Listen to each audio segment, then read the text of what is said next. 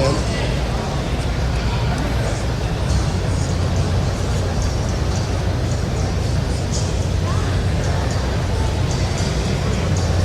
Good evening, my name is Cassie Dillon. And my name is Will Nardi, and we are here at the Deltaplex Arena in Grand Rapids, Michigan, waiting for Donald Trump to come on stage to give the next installment in his thank you tour.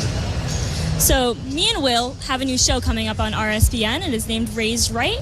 And so, we just want to start with giving a quick thanks to RSBN for doing what they do and showing the crowd. We really appreciate it for the opportunity, you guys, and we're very, very glad to be out here and see what's going on in this audience and go out and meet everybody. Our show is going to talk about everything that's going on our college campuses across the country, all the liberal lunacy, and everything that we can do as a counterculture to get against that. And so what we're going to do here today at the rallies, we're going to go around and talk to the people who voted for Trump, and ask them why they voted for Trump. There's a lot of misconceptions in the mainstream media about why these people voted for Trump. So let's ask them. Yeah. Can't wait to get out there. And let's talk about who we are real quick so you can understand why we have this show. My name is Cassie Dillon, and I am a student at Mount Holyoke College. I am a junior, and I'm studying Middle Eastern Studies and International Relations, but I'm also very active in American politics, and I write for many different websites, including The Daily Wire, Heat Street, Campus Reform. I've appeared on Fox News, and I have my own website called Lone Conservative. And what about you, Will? My name is Will Nardi, and I'm thoroughly less accomplished than she is. But she's an amazing woman, and I'm just glad to be on the stage here today. I'm a writer for several different outlets. Check out the rabblerouser.org. And we're just glad to be here and show you guys all the spirit that's coming from America right in this room today. Because let me tell you, on my college campus at Roger Williams, there is not a lot of Trump supporters. But in this room, no one is afraid to show that they support our next president. So every 30 minutes, we plan to go and talk to some people in the crowd and give you guys live updates. Donald Trump is running a little bit late right now, so we're not exactly sure what time he's going to be coming on, but he is late. His Baton Rouge rally did start several hours late, so he'll be here soon, and we're going to go around and talk to people. So make sure you tune in, and we'll be live panning like we always do. And we'll be ready. Thank you, guys. We'll see you in a little bit. Much.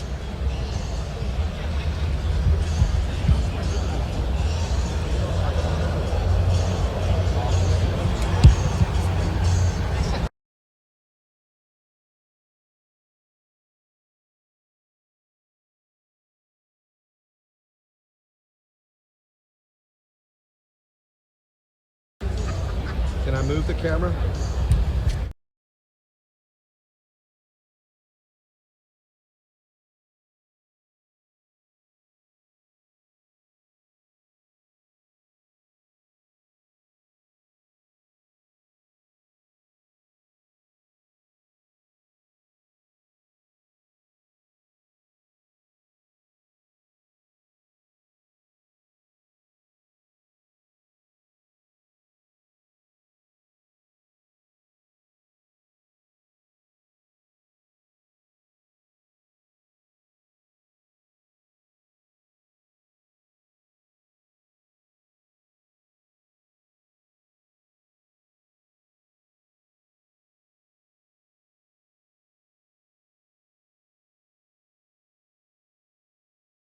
You'll see a lot of things happen. A lot of it's common sense, to be honest with you. A lot of it's just common sense. A lot of the people that voted were they're great people. They love the country, but they haven't voted in 20 years, 30 years. Boy, did they vote. Boy, did they vote. But they come in. Here's people that have never voted in some cases, and yet they're great people. And they're hardworking, and but they just never saw the person they want to vote. And now they come down and they have Trump shirts on, Trump hats, their buttons come.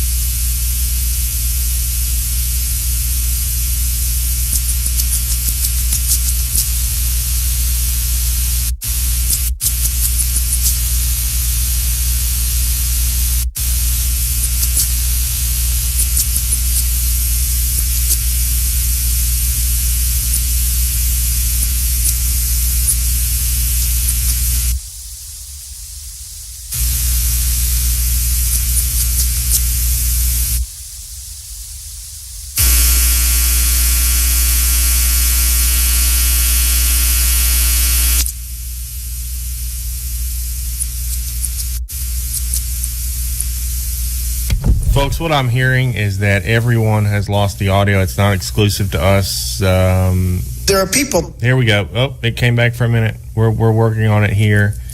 It's not a problem exclusive to us. Apparently the master audio is cut. We're trying to get it back as soon as possible. Stand by.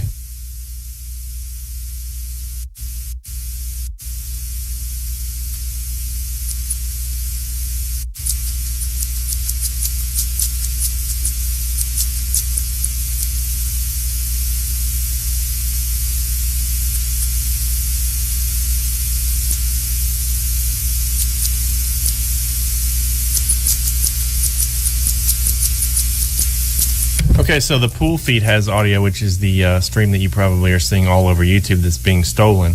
But as far as us goes and the rest of the media, we've lost it because we're going out of the mult box. And they're working on the problem right now, as you can see, right before our eyes. Company for a company that makes that product. I don't know, it makes sense to me. Because I'm sure it's never happened. I'm sure it's never, ever happened in the history of our country. But I can see somebody approving a deal that they shouldn't approve and then getting, maybe prior to that approval, right? Look, he's shaking his head. This guy's a great businessman. He's saying, absolutely, right? 100%. They're saying, hey, listen, we'd love you to work for the company. By the way, let's finish up this order. We want you to work for the company after you're finished. Like, how about next year? How about next month? Let's get this finished. And then all of a sudden, you get stuck with a horrible contract, and these people go off, even if it's 2 years or 5 years. I don't think they should ever be allowed to work for these companies. And if they take the job and they know that, it's fair. But I'll bet you would see a big, big difference because the purchasing in this country is totally out of control for everything, not only military, for everything. I had that idea yesterday. I have a lot of little ideas. You know, you get ideas when you're in business, but you get ideas as you go along. But I just saw, and I never saw numbers like this. The massive numbers of overruns, cost overruns. It bears no relationship to the original contract. So I think we're going to have to think. I think that might be a lot more important than what we're talking about, even with the lobbyists. Okay, does that make sense to the business people here? So we face many challenges, but this is truly an exciting time to be alive. The script is not yet written. We do not know what the page will read tomorrow, except for those very young people, right? They're going to be happy. You're going to be very, very happy, the young ones, huh? We're going to make sure. I think if we had a different result, they wouldn't have been so happy. But for the first time in a long time, what we do know is that the pages will be authored by you, by all of us. The American people will be in charge. Your voice, your desires, your hopes and aspirations will never again fall on deaf ears, and they were on deaf ears. You will be the captains of your destiny once more. Together we will raise incomes, and your incomes are going to go up. And your incomes are going to go up. You know, we have this phony unemployment number.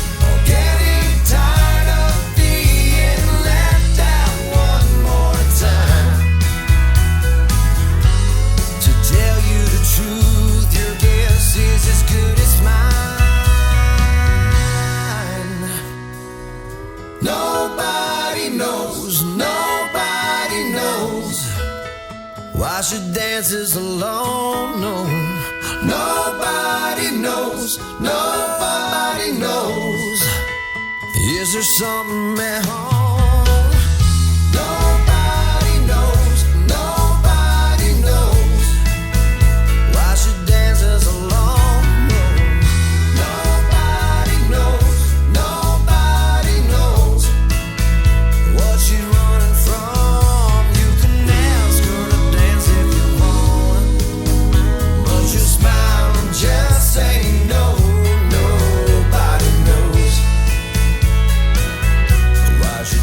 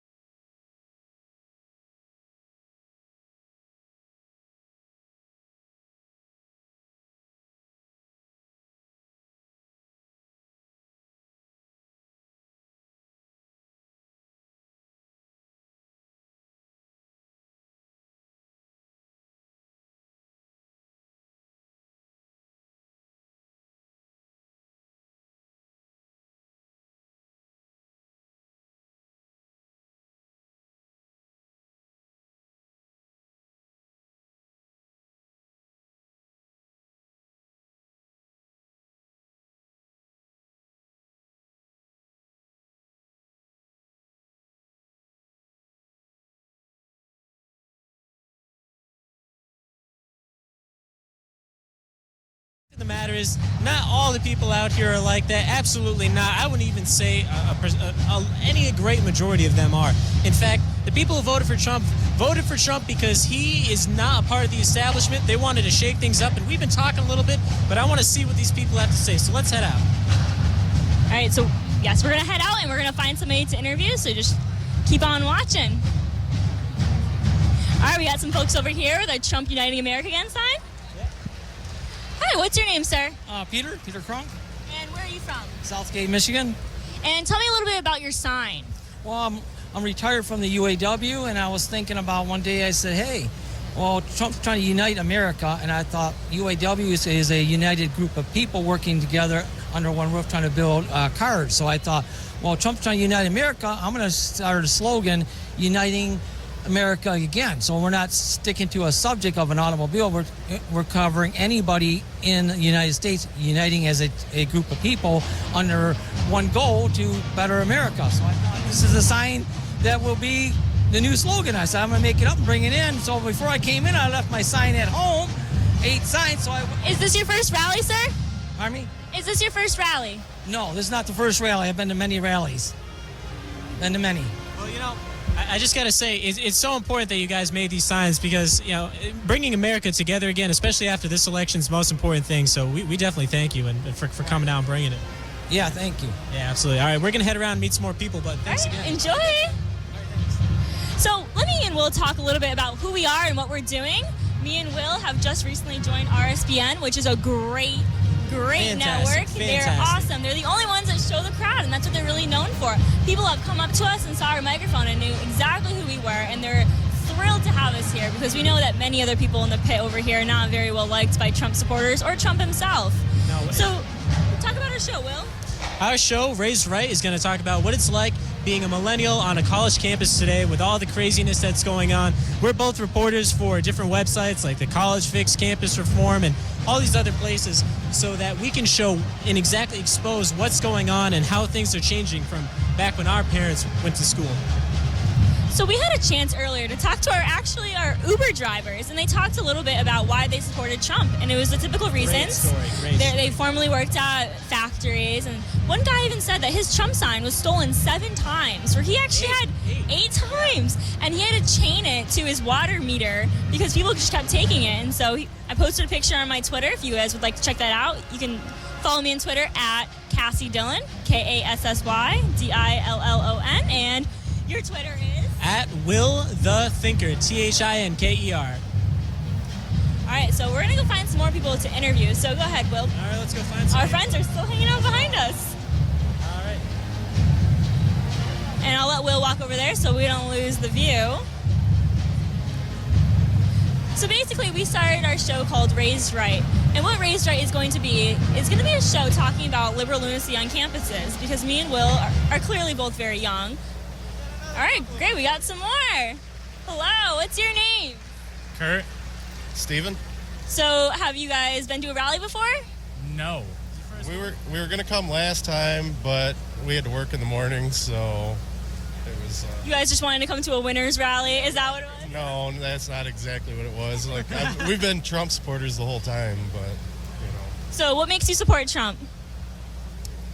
I like his views on immigration. I really like what he's going to do for our veterans, or what he says he's going to do for our veterans, because they're the backbone. They're the reason we have our freedoms today. So, you know, and we need to treat them. So what do you think about General Mattis getting picked for Secretary of Defense? I like it.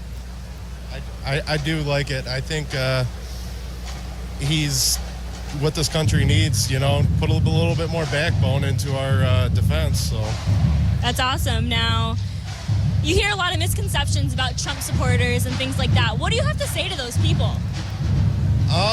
You know, I just listen, you know, and take it with a grain of salt. There was a guy at work the other day that was talking about how Trump supporters are just backwoods hillbillies. That Trump supporters are just backwoods hillbillies, and you know, it's like, well, I'm a Trump supporter, and I don't consider myself a backwoods hillbilly. So, but yeah, I couldn't be prouder of this country of picking you know. Well, being from Michigan, you guys are some of the people that helped pass us over and helped us win. Yes. So thank you for that, because clearly we like Trump. Now, Took us a little while longer than I expected it Right? to. It's a bit of a nail biter. We were watching the election stream, and I was saying, oh my God, which way is Michigan going? We need this. I know, but hey, you guys made it out here, and you guys made it happen. So really, thanks for heading out and voting. have you heard of Right Side before? Yes, I have. You have? What have you heard about us? I actually just heard about you guys this week from one of my buddies that's a conservative from Missouri that told me about you guys. So I'm pretty new to the right side. And what about you? Have you heard of us? I have not, no. I have not heard about Right Side, no. It's okay. Well, now you know about us. Well, have a great time, guys. All right, thank you. All right, Nardi, let's go over here. We're going to talk a little bit. So we'd like to apologize for all the loud noise. There is a high school marching band behind us. Amazing, though. These guys are fantastic. They were playing the Michael Jackson music back from the Jackson 5. Oh, man. I'm just loving it in here. The energy is amazing. So we're having a great time in here.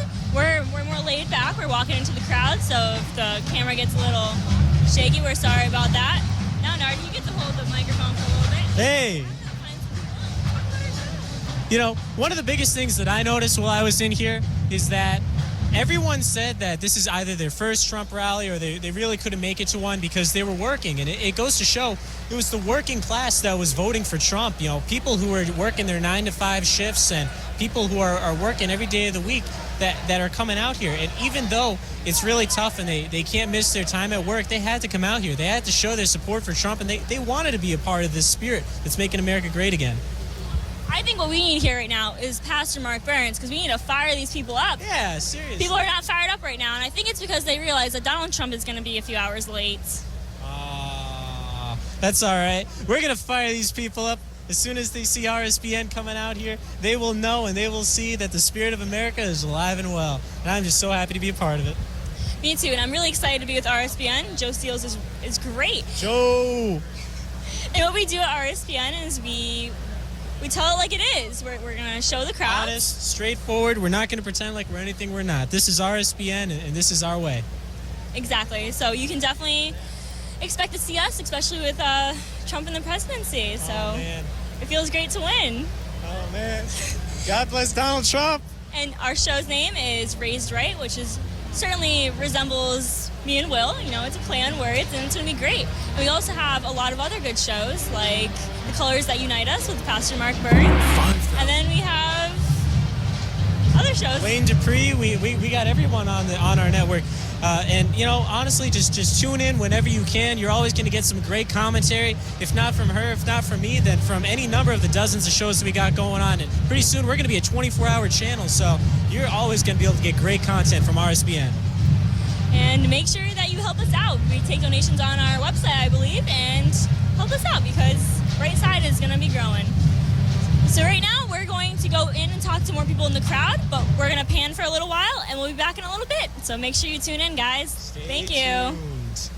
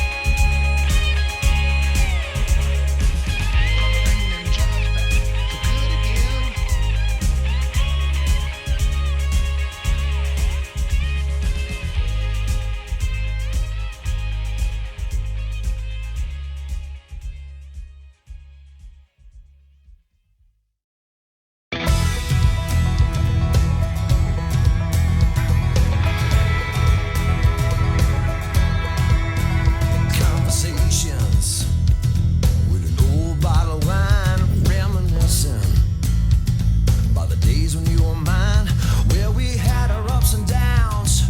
The bad outweighed the good. We had tried to work it out. Hell, I wondered if we could. Now I'm feeling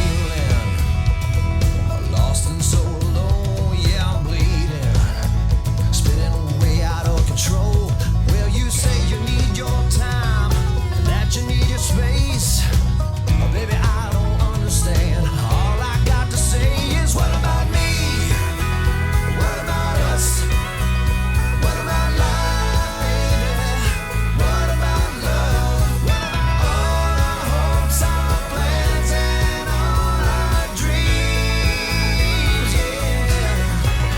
What about me?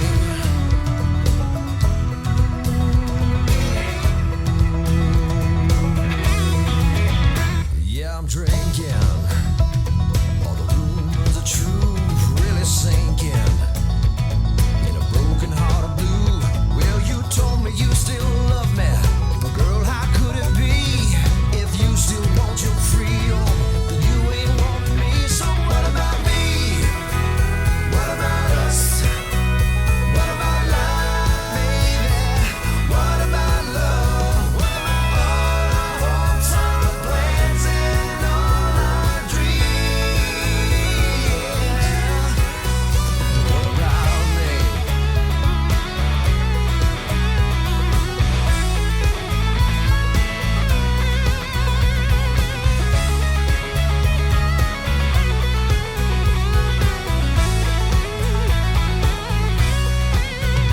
You say you're gonna go my way. Goodbye, goodbye, baby. Don't you worry about all these tears I've cried. These conversations with an open bottle of wine, let me know that today I'll be alright. 'Cause we tried to work it out. Too bad we never could. We had our ups and downs. Now you're gone for good. So what about me? What about us? What about life, baby? What about love? What about all our hopes, our plans, and all our dreams? What about me? What about us? What about life, baby?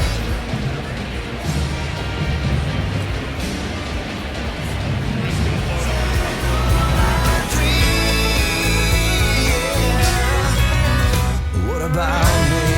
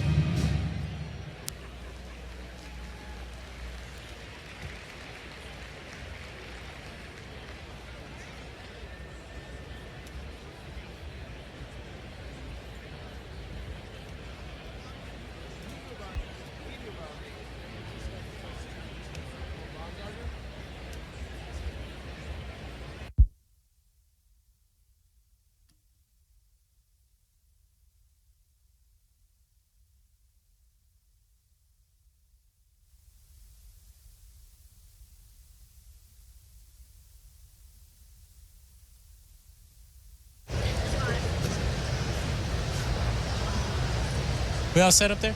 1 second? All right.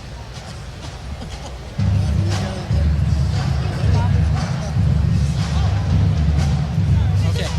All right, and we are back. All right, we are back live, and I just found two of the most amazing Trump supporters I've ever met before. Do you guys want to say your names? Joan Archer. Dean Archer. We're from Ludington, Michigan. We're about 150 miles from here. And first, I just want to make sure you say to everyone here, how long have you two been married? 61 years. 61 years. Can you believe that? 61 years these two folks have been married, and you guys are big Trump supporters, am I right? From day one. Day one, yes, yes. Now, why do you support Trump, sir? Well, I started out supporting him because I believe in term limits. And he's the only possible candidate that could ever provide that. Exactly. So you guys said that your birthday was on the day Trump won? Was that what you said? My birthday was November 8th, the election day, the day that Trump became our next president. Was that what you wanted for your birthday, ma'am? You bet it. That definitely works. Is this your first rally? Yes, it is. Our first Trump rally. Our first Trump rally, yes. Oh, where else have you been? Well, We go to a lot of we things. go to a lot of things. But never anything like this. This is our closest venue to our home. How excited are you? Really excited. It's fun. We winter in Florida, and we've been to political rallies in the past. Romney, for instance, that was 8 years ago. Did you just buy that hat right now? No, I've had this hat for a year now. I was one of the first supporters in our villa in Our Florida. daughter bought it for him. Is your daughter a Trump supporter? Yes, and she's from Connecticut, and it's hard to say Trump in Connecticut. I'm from Massachusetts. I totally feel her pain. Yes, that's right. Well, thank you so much. I hope you have a great time. Well, thank you much. All right. Thank you so much. It was nice meeting you. We have some more millennials ready to talk about why they support Donald Trump. So let's talk to them. You ladies want to come up? Come on, don't be scared. Now first, how old are you? 14. I'm 13. So if you were 18, would you have voted for Donald Trump? Definitely? Yeah. Definitely. Now why? I don't know. I just like the idea of Border Patrol, and he's just a really good person. Maybe a lot of people in your class and in your high school like him too? Yeah, definitely. Yeah, definitely. And I feel like equality. Yeah. So you like the Santa hat better than the MAGA hat? I didn't have a hat with Donald Trump, but I would support it completely. Hey, she's supporting Christmas. We need more people to say Merry Christmas. There's a war on Christmas, folks. Make sure to say Merry Christmas. Merry Christmas. All right, girls, so have a great time. Thank you. How about you interview these next folks? You guys want to come on over? Come on over, folks. All right, what's your name? My name is Evan. Evan, and where are you from, Evan? Fort Wayne, Indiana. Oh, wow. Yeah. So you drove down a bit for this? Yeah. And what's your name? Ellie. And your name? Maddie. Wow. So are you guys excited to see Trump today? We're super excited. Yeah. Very. Extremely. Wow. So now, how old are you guys? I'm 18. 20. 17.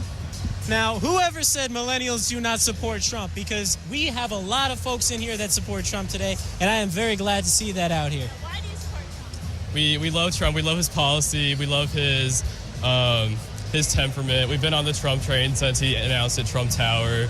So we're just super excited that he came here close enough for us to see him again. Oh, wow. And do you guys have a lot of friends that support Trump, too? Yes. All of my best friends support Trump. Now, that's just amazing to see. This is the counterculture right here, folks. Now, are you guys in college? Yes. Now, high school. Oh, you guys are in high. Okay, we'll talk to the college student for a second. How liberal is your college? On a scale of 1 to 10, I would say probably a 7. It's pretty good. Now, do you get looked at differently for not liking Trump? Yes and no. I feel like people try not to talk about it a lot. People aren't as expressive about their opinions. What's your major? I'm finance and technology management. So you don't have to talk about politics too much, right? We're getting a camera shot, thank you. All right, so are you guys excited? Is this your first rally? This is my 6th rally, actually. Whoa. Yeah. We have a veteran over here. We got a roadie. Yeah. And all the ones I haven't been to, I've watched on right side. So. Oh, so you guys want to step up a little bit just so we can get our connection better? So you guys know what right side is? Yeah. What do you think about right side? I love it. So you're going to tune into mine and Will's new show called Raised Right? Definitely. It's going to be on Thursdays at 7 p.m. every week. Starting December 22nd.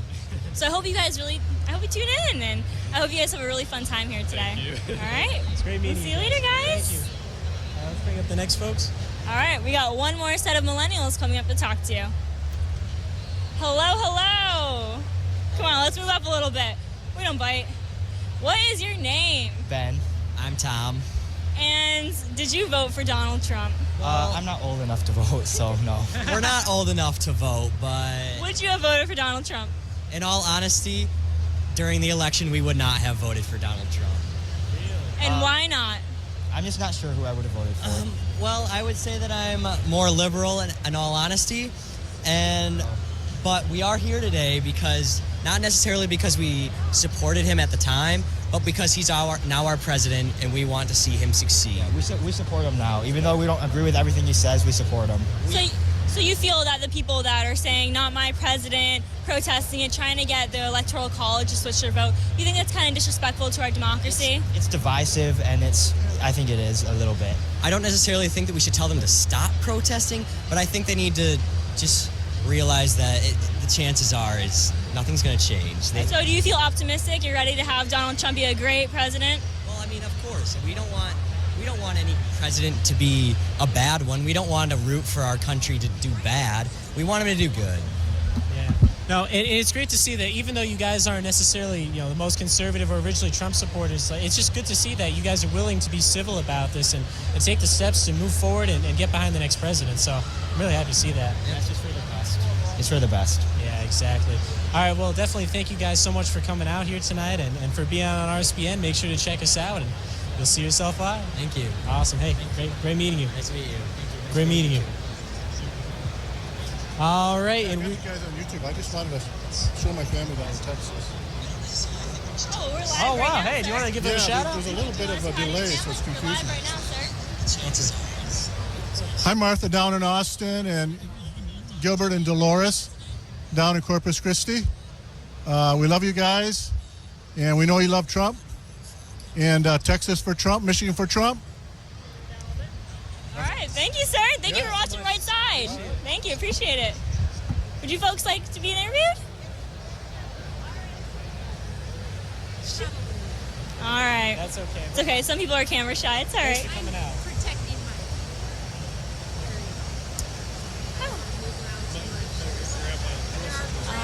Gotcha. All right, so we just interviewed a few millennials, and we were talking about our show, Right Side.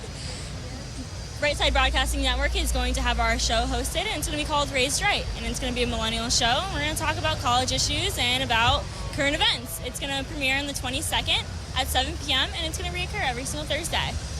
Thank you so much for tuning in, everyone, and we hope to see you streaming live. We're going to go out to the audience and try to find a few more people just to give a sense of what's going on in the crowd. So thank you very much for tuning in.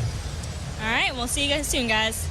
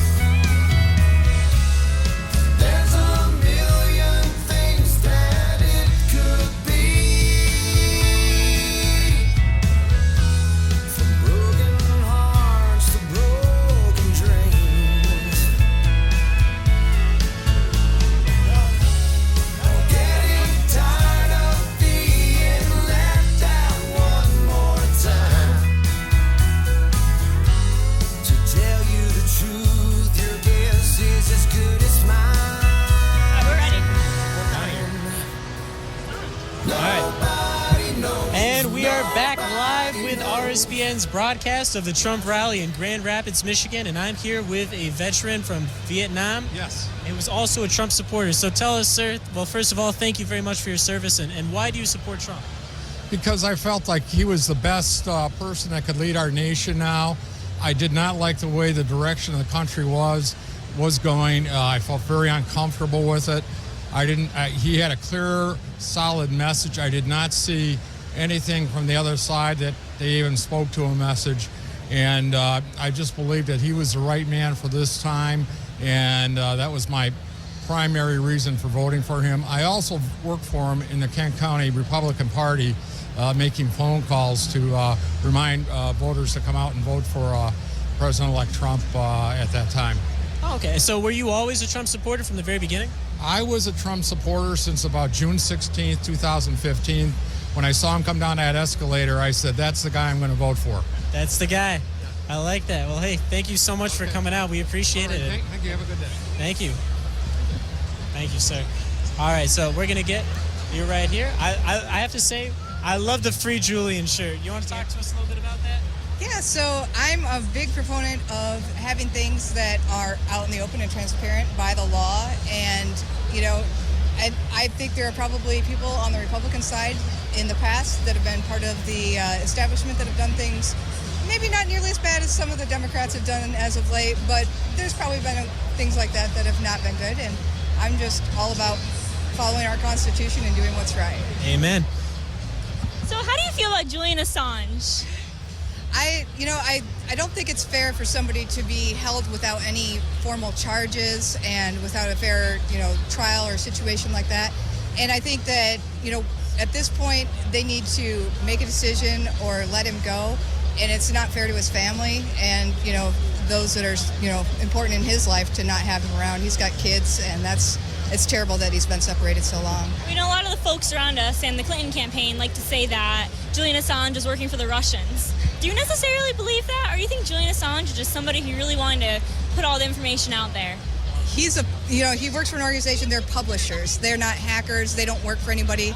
They have sources that are probably all over the world, and they verify that they're real, and then they publish the information. But they're not in collusion with hackers. It's just when you have somebody that's not sending emails that have any interest or laws that have been broken, there's nothing to share. So there wasn't anything to share about Trump. If they had something, they would have shared it, and there just wasn't anything there for him. Do you think that WikiLeaks really did help Trump win, or do you think he could have won without WikiLeaks as well?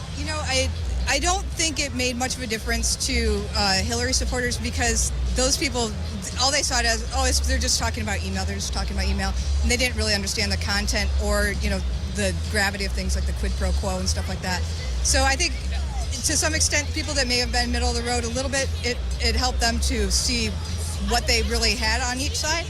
But I think by and large, the fact that the DNC cheated and disenfranchised a whole group of people that were, especially in Michigan, that they were so surprised that Trump won here when Bernie won the primary. People here were tired with the establishment. They were tired with how things were, and that's why Michigan went this way. And I predicted it. All right, well, thank you so much, and I hope you have a great time. Yeah, thank you. It was nice meeting you. Yeah, thank you. All right, friends. We got some more friends over here. So what is your name, sir? Brandon. Brandon, and where are you from? Chicago. Chicago. Okay. So you voted for Donald Trump? Totally, yeah. Did you support him from day one? You know what? I think we all had to look very carefully at who we were going to support. So the answer's no. I wouldn't have supported anyone from day one. But he eventually did earn my support. Who did you like in the primaries? Actually, 2 days after he declared, I was telling one of Ted Cruz's top former staffers he was going to win. Nobody believed me. But I knew he was going to win 2 days after he declared. And look at you. You were right. Now, is this your first rally? Yeah, it is. This is my first rally. Wow. Okay, so how come you didn't come to one, when he was running? Who has time?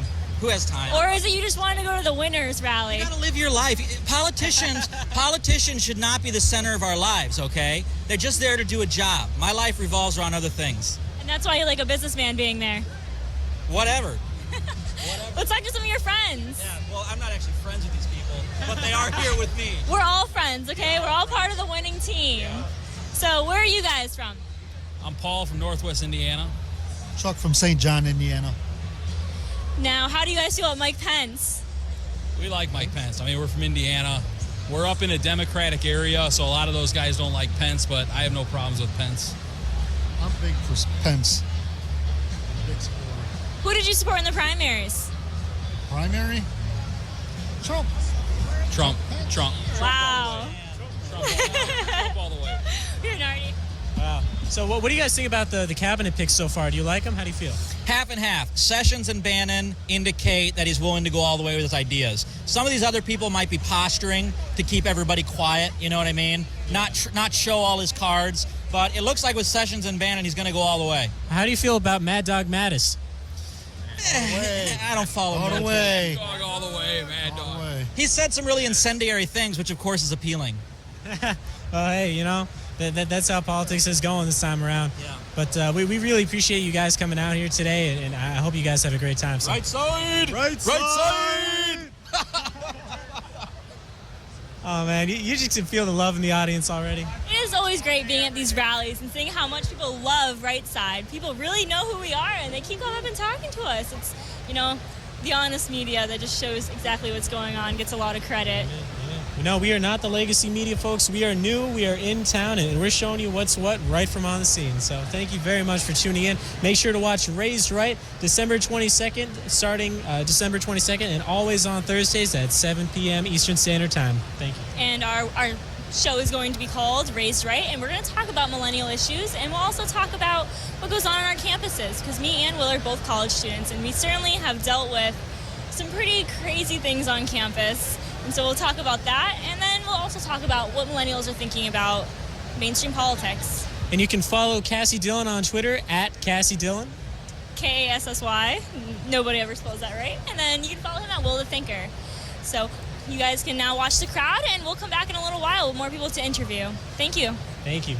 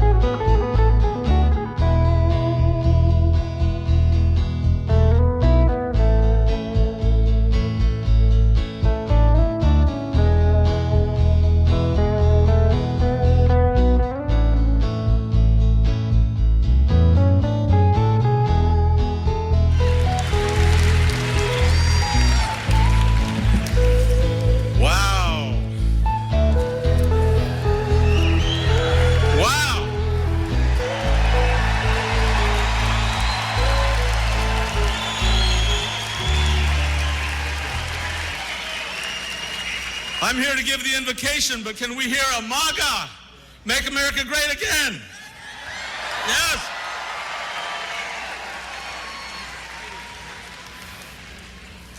So, ladies and gentlemen, I invite you to join me in prayer.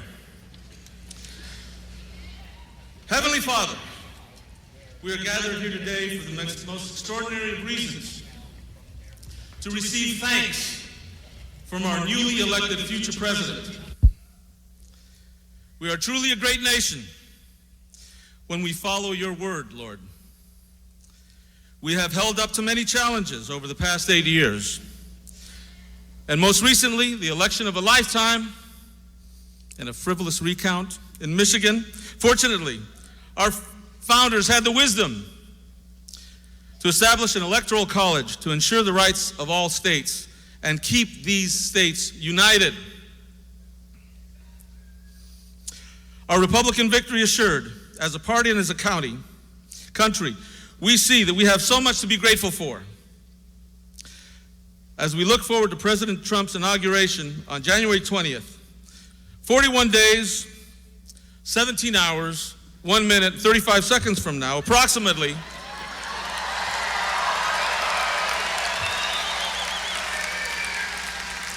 we thank you, Lord, that on January 20th, 2017, we will have a president who will bring back jobs, bring back companies, and establish prosperity in our land, beginning with Michigan and the Midwest.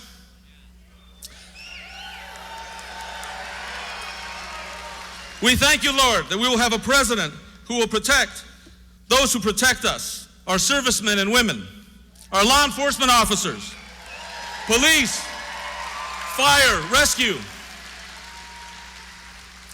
and all those dedicated to ensuring our safety.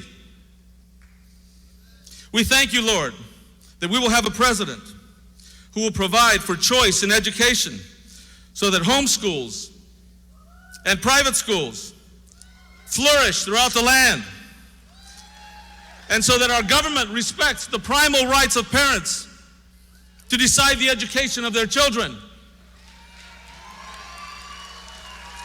We thank you, Lord, that we will have a president who will restore sanity to our healthcare system, so that Americans will enjoy the best health care in the world, not just the most expensive health care in the world.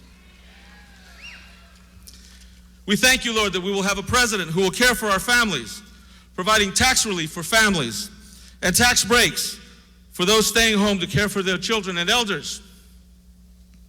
We thank you, Lord, that we will have a president who will protect our critical Second Amendment rights.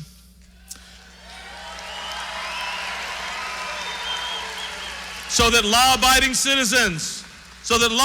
citizens will be as well armed as those who do not respect the law.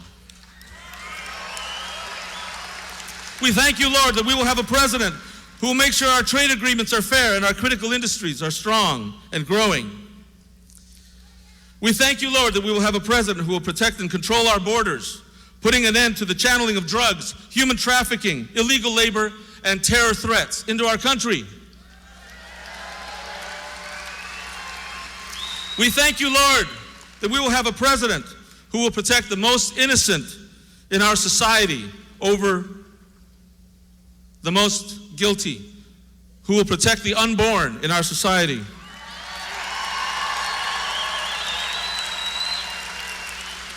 We thank you, Lord,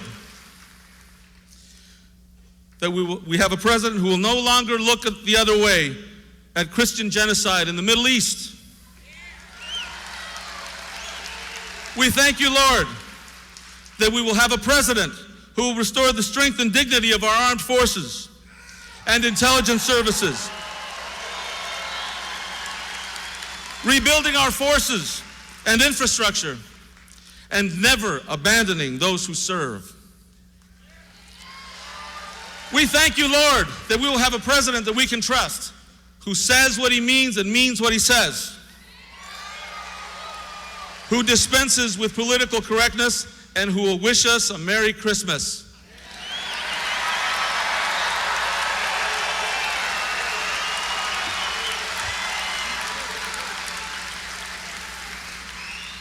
Lord, you have blessed us mightily, and given us what we need to stay true to our path.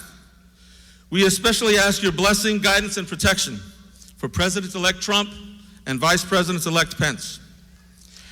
Please endow them with wisdom, courage, discernment, as the task ahead for them is the toughest of all. Lastly, Lord, I have one more thing to ask.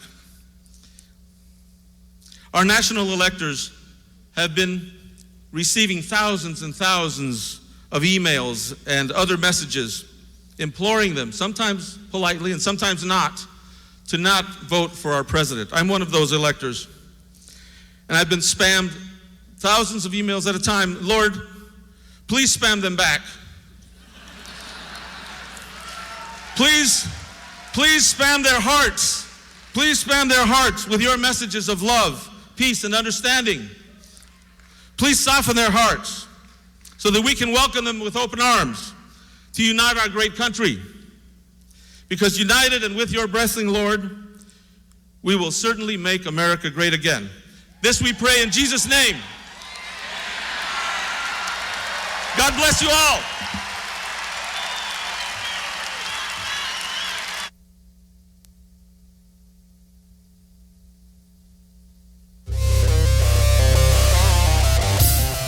Ladies and gentlemen, please welcome former Miss Michigan, Minden Thomas.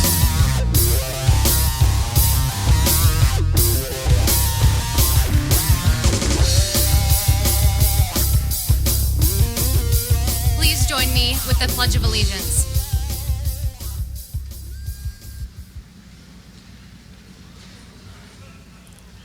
I pledge allegiance to the flag of the United States of America and to the republic for which it stands, one nation, under God, indivisible, with liberty and justice for all. Thank you.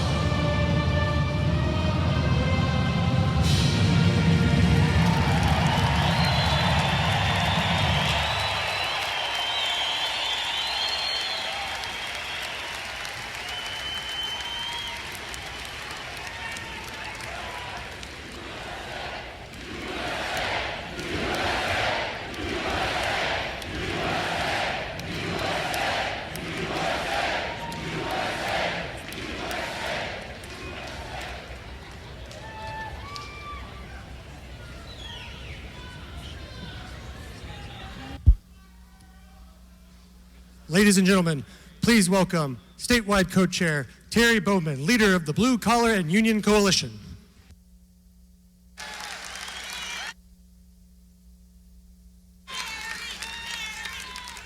Hello, Grand Rapids. Hello, Michigan.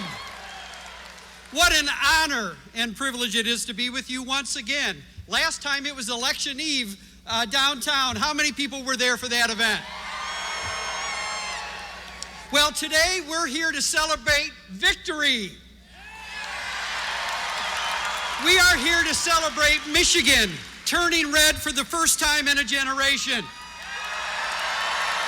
We're here to celebrate the beginning steps of making America great again. You know, this campaign embraced all Americans without regard to race, color, sex, or ethnic background.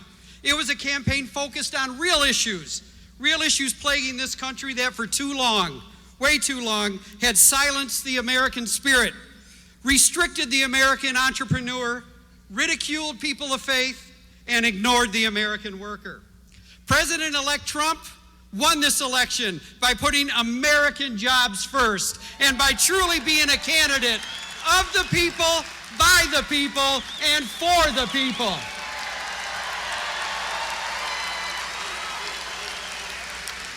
You know, our president-elect has not even taken office yet. Just like with all the skyscrapers he has built, he's already providing the building blocks so that Americans everywhere can build their own American dream. Within hours after the election, UAW President Dennis Williams said that he wanted to reach out to Donald Trump and help him defeat Nafta, which, by the way, that comment should have come before the election, but partisanship kept him silent. Last week, Donald Trump saved over 1,000 jobs at Carrier in Indiana. SoftBank announced an investment of $50 billion in the United States and 50,000 jobs.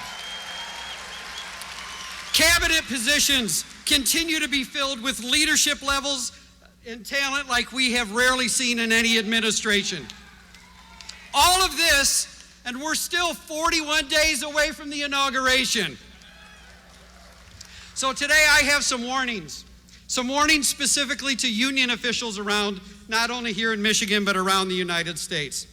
Union officials, you are hereby on notice from the rank and file.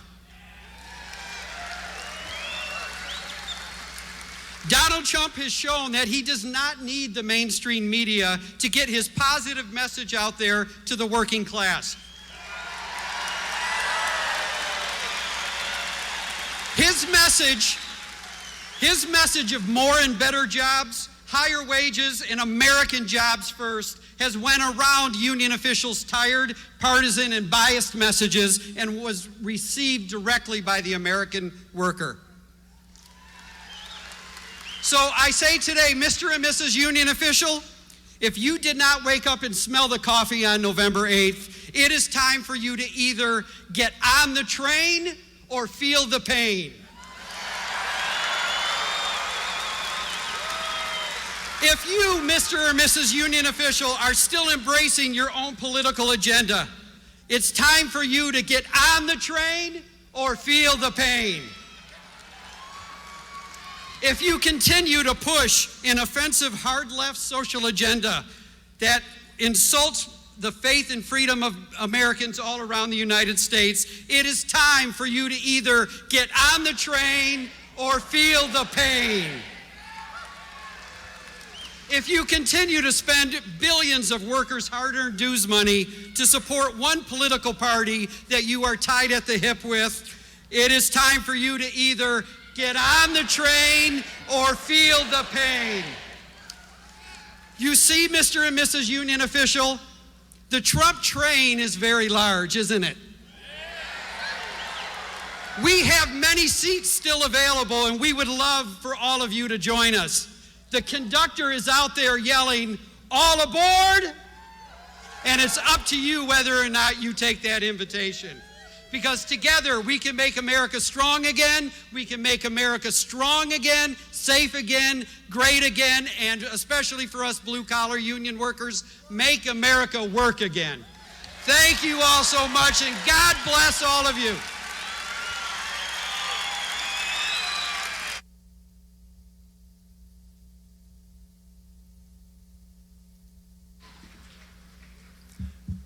Ladies and gentlemen, please welcome Michigan State Party Chairwoman Ronna McDaniel.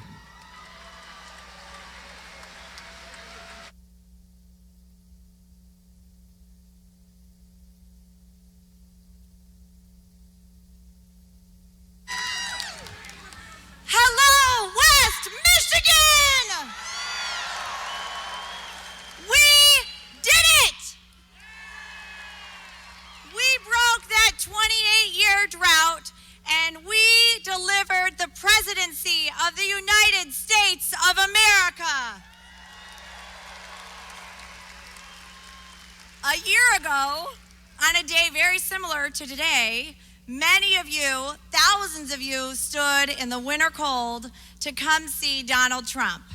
And I am so proud that 1 year later, I am here on this podium in the same building as our next President of the United States, Donald J. Trump.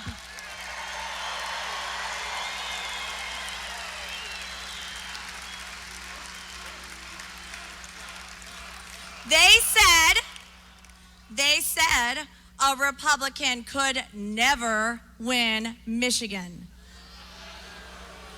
I knew better, you knew better, and Donald Trump knew better. We all know, never underestimate Michigan. This victory was a movement. This victory was a message to politicians everywhere that Americans are tired of being left behind. We found ourselves a leader who will fight for us every day in Washington, D.C. Unfortunately, there are a few people who are having some problems accepting the results of this election. Until a day ago, Michigan was one of the states where Jill Stein was throwing her temper tantrum. She only received 1% of the vote in our state. But you, once again, delivered. Volunteers across this state mobilized and volunteered to protect our vote. The recount in Michigan is over. The election is over. And our next president is Donald J. Trump.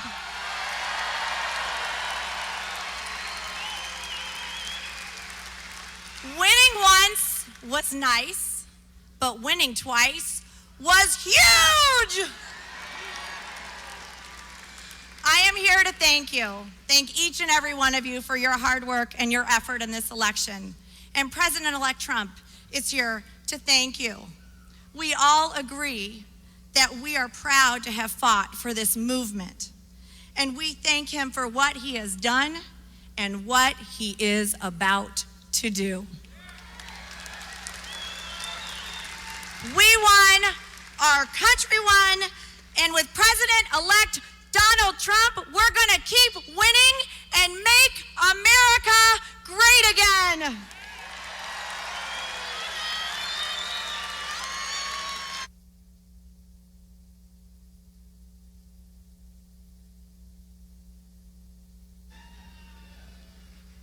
Ladies and gentlemen, please welcome Congressman Bill Huizenga.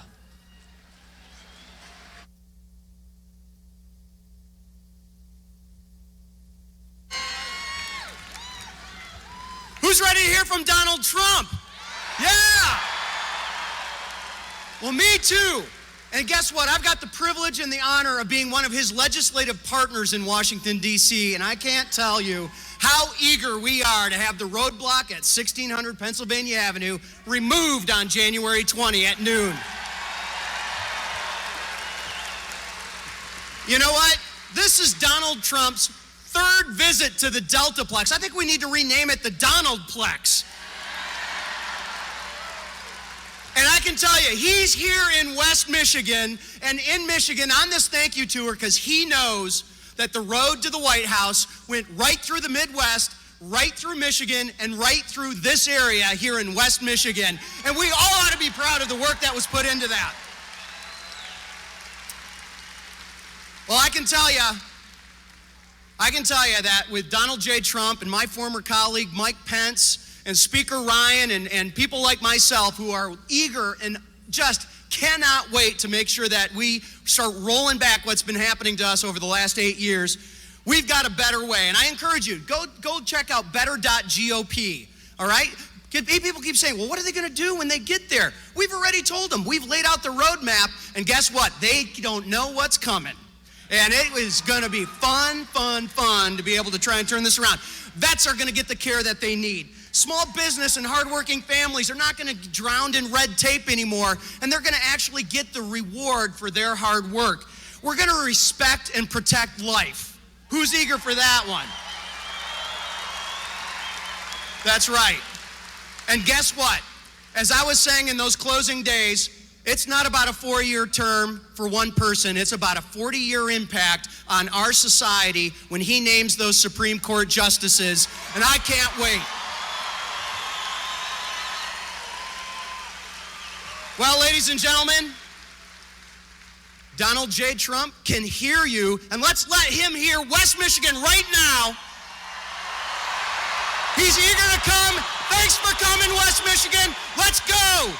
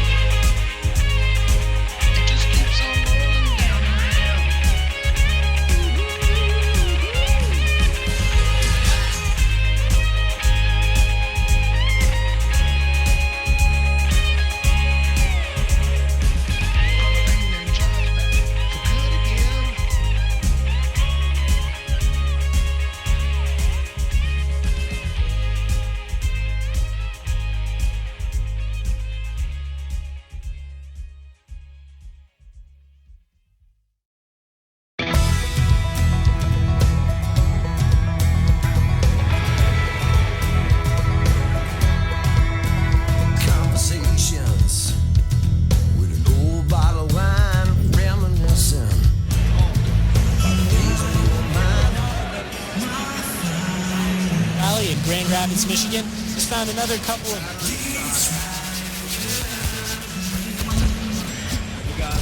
Can you hear me? Sorry, guys.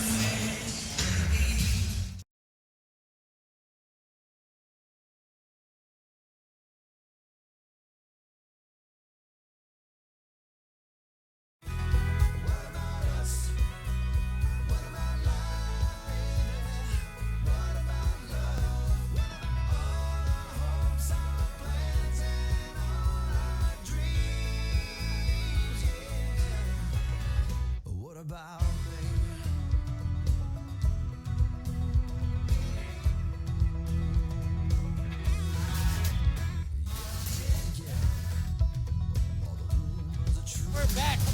We're live at the RSPN's coverage of the Grand Rapids Donald Trump rally, and as thank you tour, we just found another couple of huge Trump supporters. Jerry. Shannon. All right, so why don't you tell us, why did you support Donald Trump? I believe he can bring change. I believe that he can bring what America needs. I think that, a lot of his policies are great. He wasn't my first, but I believe he's bringing America together. I think his choices in Pence and a lot of the others is really what America needs. And I think he knows how to bring America together again. Exactly, no. If people were going around with United States of America signs, we need to bring this country back together. And why did you... The same reasons, just to get unity again. So where are you guys from? You came out a while to be here? We drove 3 hours from Indiana to get here. We're from Texas, though, and Texas thanks Michigan for doing this. Thanks. Yes, for the Blue Wall. We was in Boise, Idaho last night, and I mean, it was great to be driving through. So. Yes. Well, definitely thank you so much for coming out here. Thank you so much. Hi, ma'am. Why are you voting for or why did you vote for Donald Trump? Well, I voted for judicial reasons, financial reasons, and because I felt that Hillary was the wrong choice because she is part of the establishment, and we've all said that Washington is broken. Time to fix it. Is this your... No. How many have you been to? It's my first Trump rally, but it's not my first rally. Oh, well, thank you so much for talking to us. I hope you have a great time. Thank you. And right now we have Will Nardi, who's fired up with the Backstreet Boys song. I just gotta say, this is my favorite song, and everybody in the audience is going wild for Backstreet Boys, so we all just gotta get ready out here. And it looks like we might be having another coming on right now, so we'll be back in a little while, and you guys can tune in. Thank you for watching.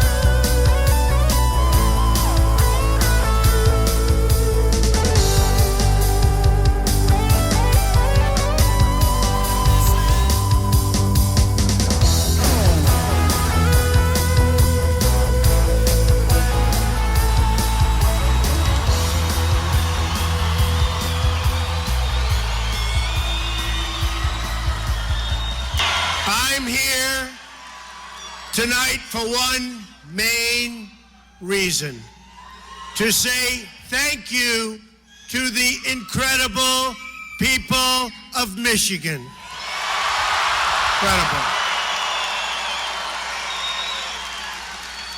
You went out and pounded the pavement, organized your fellow citizens, and propelled to victory a grassroots movement, the likes of which actually, the world We don't just have to say the country. The world has never seen. Never seen.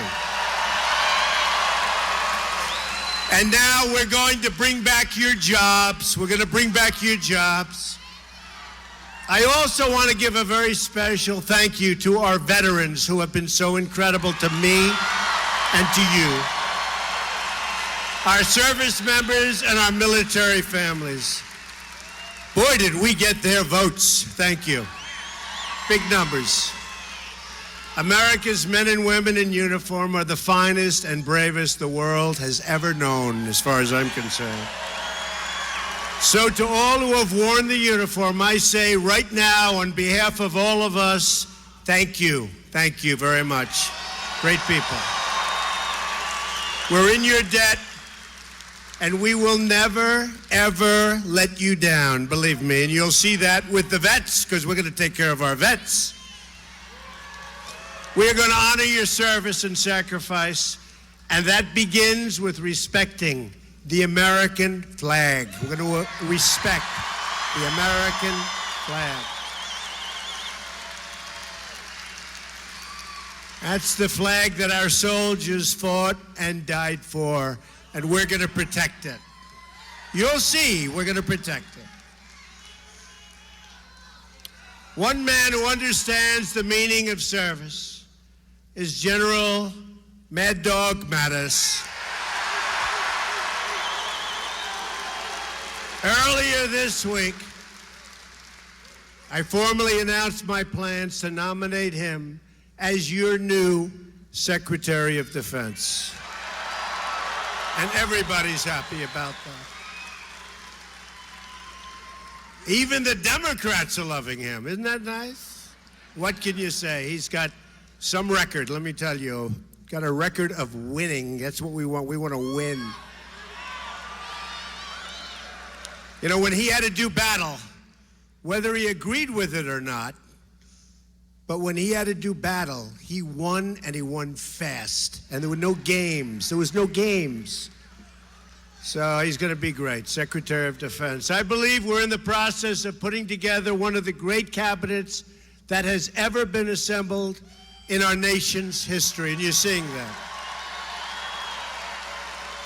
And you'll be seeing some more names coming out next week that are phenomenal. One of the most critical issues we will have to tackle is education.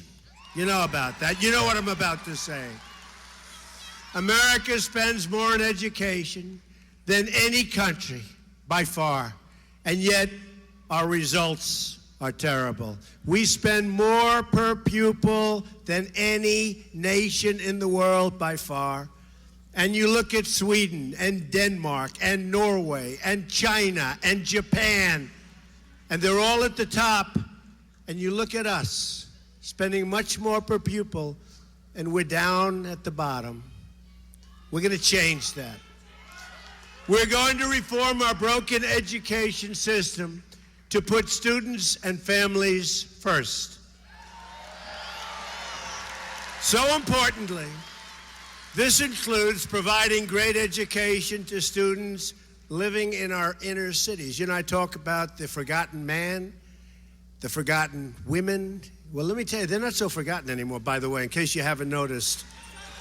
They're trying to figure out, they're still trying to figure it out, the media. Where did all these millions of people come from? I knew they were there. They just never had the incentive to go out and say, I like this person. But boy, did they come out in big, big league numbers.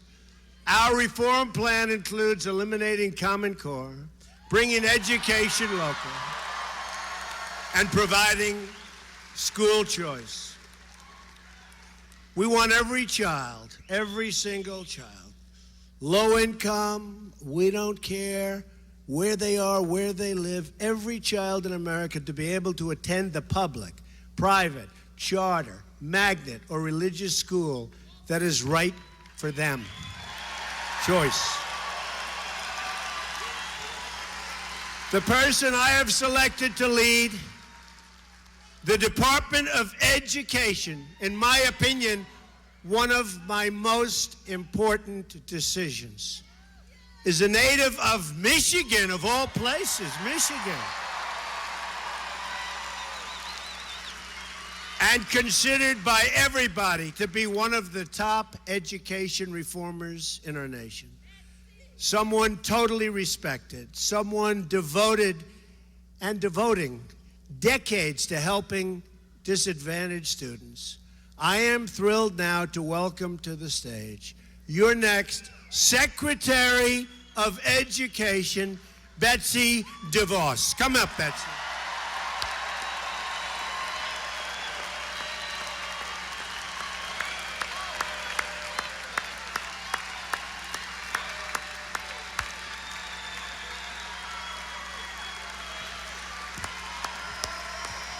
Thank you. Thank you, thank you. Thank you, Mr. President-elect. What an amazing leader. West Michigan, aren't we proud of President-elect Trump?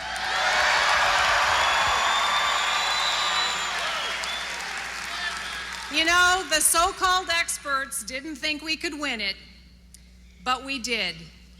We believed in President-elect Trump, and we went to the polls and changed the world. It's an amazing thing what can happen when someone believes in you. And nowhere is that more true than in our schools and in the lives of our kids. I am so excited and humbled to be nominated as Secretary of Education. And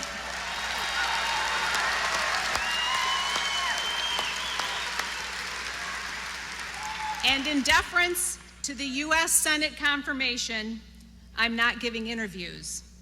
But just between us, let me share this.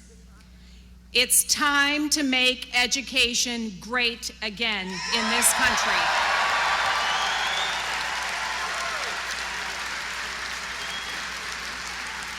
This means putting kids first every single day. This means expanding choices and options to give every child the opportunity for a quality education regardless of their zip code or their family circumstances. This means letting states set their own high standards and finally putting an end to the federalized Common Core.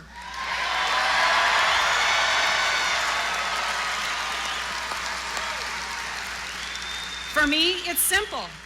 I trust parents and I believe in our children. But it won't be Washington, D.C. that unlocks that potential. It won't be a giant bureaucracy or a federal department. Nope. The answer isn't bigger government. The answer is local control, it's listening to parents, and it's giving more choices.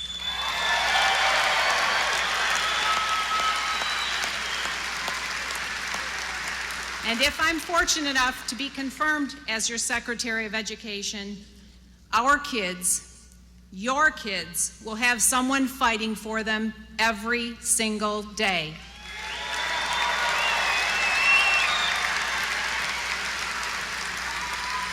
I've been involved with education issues for 28 years as an activist, a citizen volunteer, and an advocate for children. I have the experience, the passion, and the know-how to make change happen.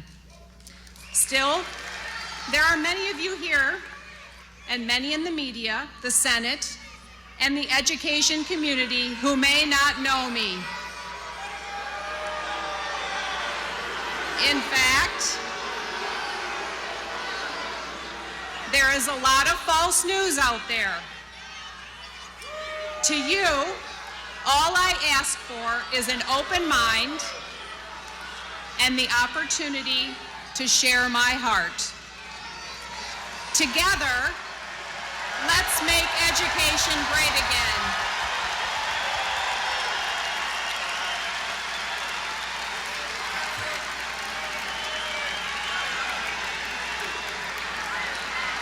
So let me repeat, there's a lot of false news out there. All I ask for is an open mind and the opportunity to share my heart. Together, let's make education great again, and let's win for kids. Thank you very much.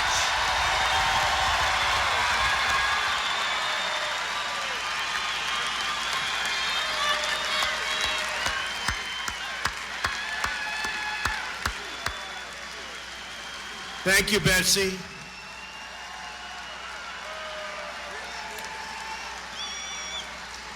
Is Michigan proud of Betsy? Yes. And you're going to be even more proud as time goes by. She's going to do an incredible job. And with Betsy at our side, I know we will make great strides in fixing our broken schools all over the country. It's going to be a beautiful thing to watch. So just hold on and watch, because she'll do it, I have no doubt.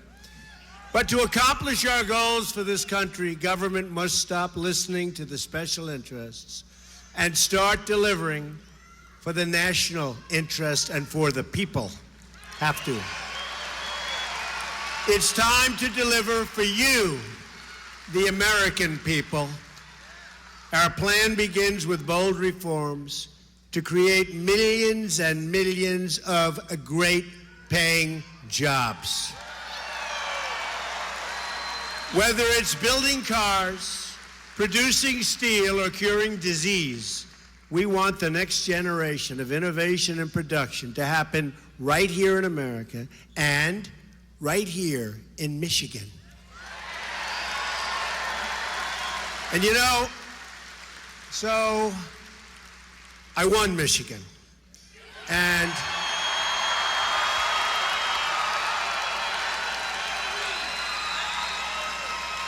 And Michigan hasn't been won for many, many years, long time ago.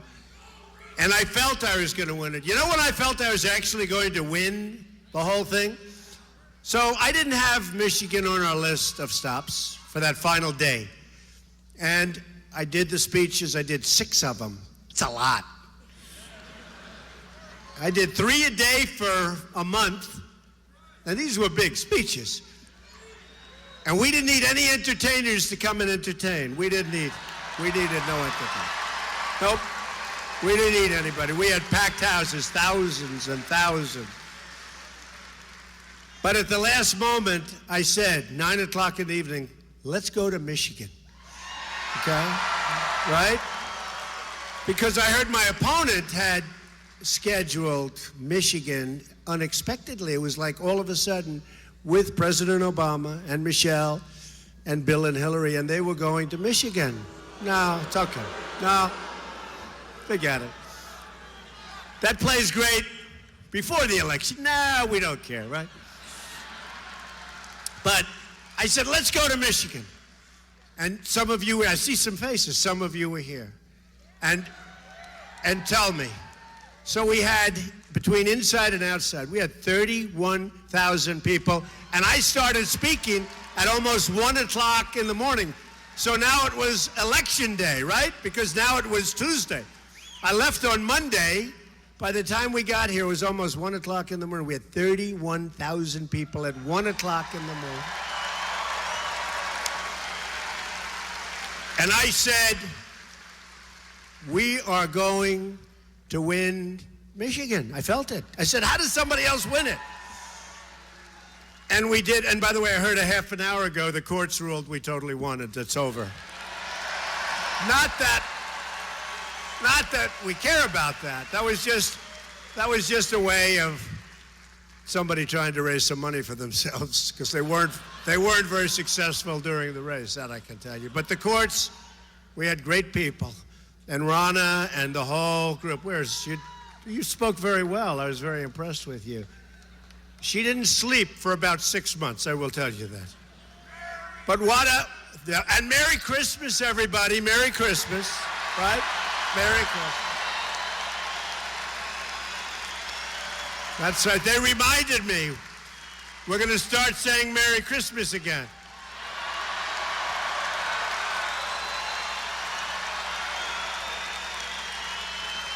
How about all those department stores? They have the bells, and they have the red walls, and they have the snow, but they don't have Merry Christmas. I think they're going to start putting up Merry Christmas, Merry Christmas. That's very good. That's very, that was a big group of people that said that. So I just want to congratulate everybody, because really it was that evening, which turned out to be election morning. And I got home at 4 o'clock in the morning, and I said to my wife, I said, you know, honestly, I don't see how are we going to lose? How are we going to lose? And we did phenomenally in Michigan, and then we won Wisconsin. We won Wisconsin. And of course, we won Pennsylvania. Did you see the look in their face? You know, it started with Ohio, that we won by almost 9 points, which was much more. We were expected to win Ohio, and we didn't have any support there, I have to tell you, except for the people. The people were our support. But we were expected to do well in Ohio, win by 3 points. Well, we won by 9. And then Iowa came in, and we won by more than 10. And we won almost every single county in Iowa. And we won one county that hadn't been won since 1952.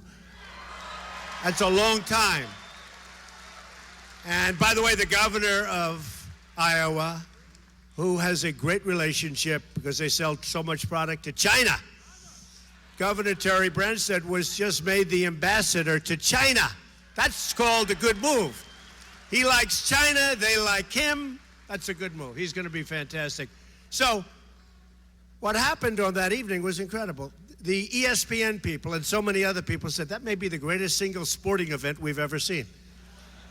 So it started with Ohio and Iowa. It also started, remember, they said Texas is in play, remember?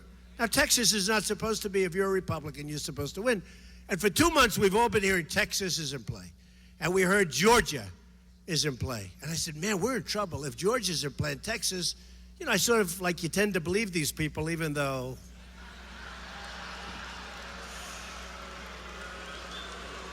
Right?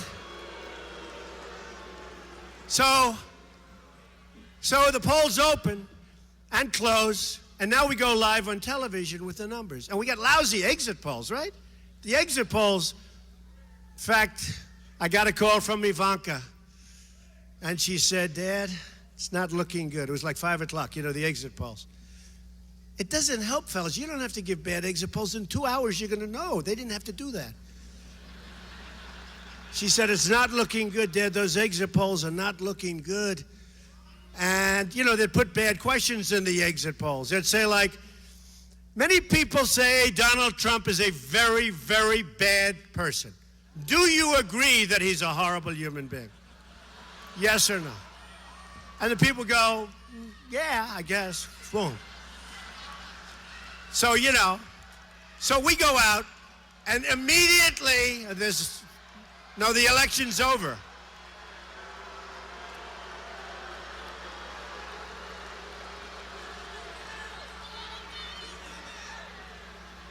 That was a Bernie fan.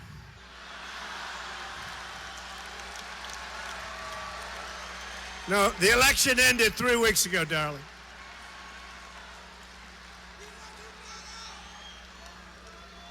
Someday soon, she will be on our side. You watch. So, it was so exciting, though. So I get these horrible calls. I get a couple of them but Ivanka said, Dad, I'll tell you, you've really worked hard. I said, you know what, Ivanka? As bad as it may be, I don't feel, you know, like in a football team, I left nothing on the field, right? I left nothing on the field. All right, get him out of here.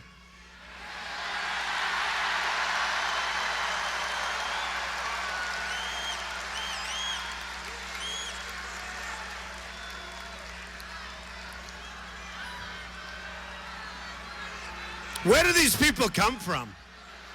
Where do they come from?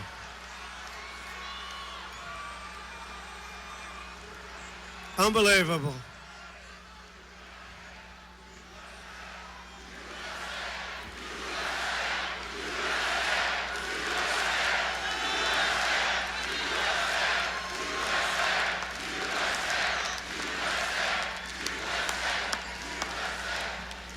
Is there anything better or safer than a Trump rally, right? You ever get that? It's your rally. I'm telling you, it's a movement like they've never seen before. Look at this. I mean, the election's over. Look at this place. It's packed right to the corners. I wish the cameras would show it. They never do. They never do. It's a big room. This is a big place. This is a big, big place. Every place is packed right to the rafters. They never show it. They never, ever show it. But that's okay. But they hear it.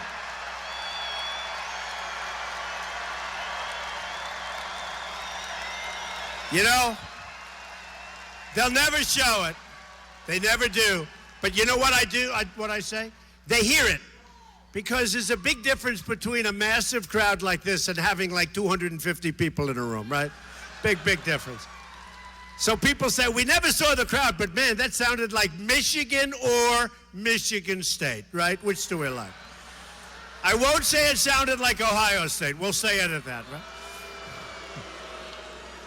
But, so the polls close, and they go live. Now, I'm hearing that Texas is close, so I'm saying, but I'm getting all these horrible calls from my kids, from Jared, from everybody. Too bad, Dad, because they had me written off, right? They said, no, the polls. And I said to Ivanka, you know, honey, I may have lost. Because I really, based on what they were saying, it was sort of like going to be it was going to be an early evening. They didn't realize it was going to be an early evening for us. And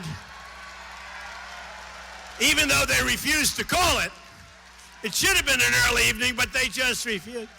But I said, but I left nothing out there. I felt so good because, again, I was getting this news which really sounded like it was sort of over. And I said, it's like a team. I left nothing out there. I couldn't have worked harder. I couldn't have worked harder. That month, we outworked anybody that ever ran for office, all right? Nobody ever ran for office that worked harder. So I was okay with it, I was okay. I wouldn't say I was great. I wouldn't say I was thrilled, but I was okay. And then the polls closed, and now we get the real numbers. And that's when Ohio came in. And that's when, I love Ohio. They were so great. I know you guys have a little competition, but that's all right. But they were so good. And that's when Iowa came in. 10 points, that never happens. All these counties won almost every single county and won the ones that weren't won till the 50s, since the 50s. And then I hear these states that were in play. Texas. We have breaking news. Donald Trump has won the state of Texas. Well, and I couldn't understand it because when I went to Texas, we had these massive auditoriums and these stadiums that were packed with people. Lines that were 20 blocks long. You couldn't get in. Thousands of people left outside. So I won Texas. But they said it was going to be close, and it was a landslide. Then they have another one. Georgia was going to be, again, they use the word in play. In play means that, it's could go either way. Donald Trump, breaking news. Donald Trump has won the state of Georgia. Right? This is like in the first 2 seconds. This is the one that they're saying for 2 months. Oh, Georgia's in play. Texas. Okay, so that's done. Great states. Then they had this character that nobody ever heard of before from Utah. I love Utah. And they had him like tied with me and beating Hillary. And I said, who the hell is this guy? And as a Republican, you never lose Utah. It's like, hate to say it, but, I don't think has anyone ever lost Utah? So they said, Utah's in play for months. And they talked about this guy. And I looked at him. I said, is he going to beat me, that guy? Where does he come from? Who is he? Who is he? What's he doing? If he wins, we louse up the Supreme Court of the United States. What's he doing, this guy? Anyway, so then right after Texas, it said, breaking news, Donald Trump has won the state of Utah. Like what? By 25 points. And by the way, in all fairness, Hillary came in second, and this guy that nobody ever heard of, he fell off the planet. So we won all these states. But then, and a certain person said to me, very important person, who I actually got along with very well, said, when did you think you won? And I said, no, when did you think that you guys lost? And they said, well, Florida was looking okay. And all of a sudden, but they hadn't counted on the panhandle. That panhandle, boy, what was that, like 91% or something? Those are great people, workers. And we were doing well in Florida, and they weren't liking those numbers because we were like even. We hadn't gotten to the panhandle. And all of a sudden, breaking news, Donald Trump has won the state of Florida by a lot. And then we just went right up that coastline, right? We won South Carolina. And then a big one, because they put all of their eggs in the one basket. And they said, they were interviewing people on television from the other side, you just lost Florida.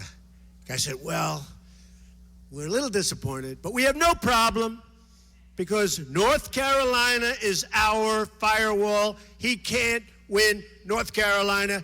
Can't happen. 2 minutes later, we have breaking news. Donald Trump has won the state of North Carolina. Big league, big. We won it big. And you know, I knew they had problems because they took the convention center and I just took a ballroom. You know, if I lost, I don't want a big room. I just want to say, thanks everybody. I'll see you next time. I'm out of here. I don't want to have, but they spent like $7 million on fireworks in the East River. So they had the ballroom and they spent a tremendous millions and millions on this massive fireworks display of the big barges in the river. And that was about a month before the election. But 3 days before the election, they canceled the fireworks. I said, that's a good signal. I said, is it supposed to be inclement weather? And we checked and they said, no, actually it's going to be beautiful. It's a beautiful night. I said, why did they cancel the fireworks? And they were in for a lot, like $7 million. Because they raised, I think they spent $2.2 billion. You know, I get no credit for this. They spent $2.2 billion. What do we spend? Like a little more than $300 million. Mr. Devos will tell you, Mr. Devos Sr. will tell you too, that, you know, in the old days, you get credit if you spent less. Today they'd say, and they used to say, she spent more money. He's up by 1 point, right? She spent more money, like it's good. No, it's bad. If you can spend less money and win, that's good. We got to remember, it's good, not bad.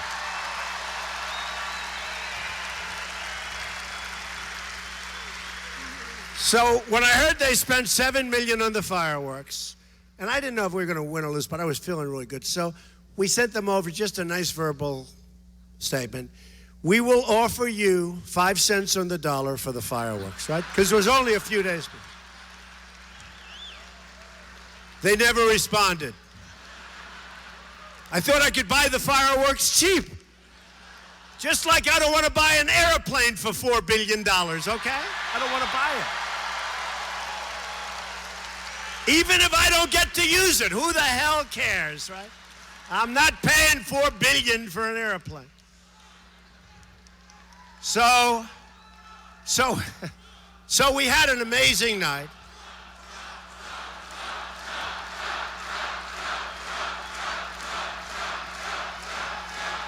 Thank you. They forgot about you people. By the way, in 4 years, they're not going to forget, but it's not going to work. Because you're not going to forget.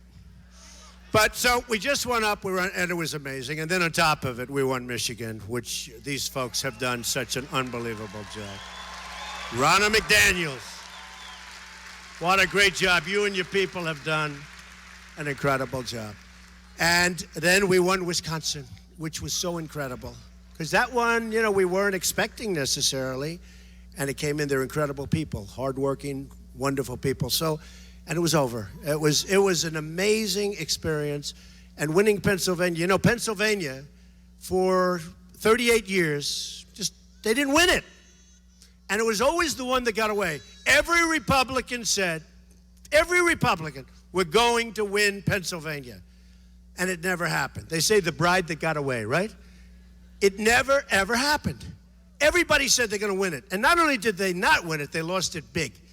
So I felt so good in Pennsylvania. Every time we would have these massive crowds, signs on everybody's lawn, you know, the Trump-Pence sign. By the way, how good is Governor Mike Pence, soon to be Vice President Mike Pence? How good is he? What a good choice. What a good choice. He's been great. He is a great guy, but I want to just say thank you to Mike Pence. He's been amazing. So it's been an incredible experience, I must say. But Pennsylvania, when we won that was, you know. Now, they could have called it around 12 o'clock or 11:30 or 11. And remember the screen, remember the states? And boy, the red was starting to get big. Boy, that was getting to be really a lot of red. Remember when they were saying at the beginning before the night, there is no path to 270.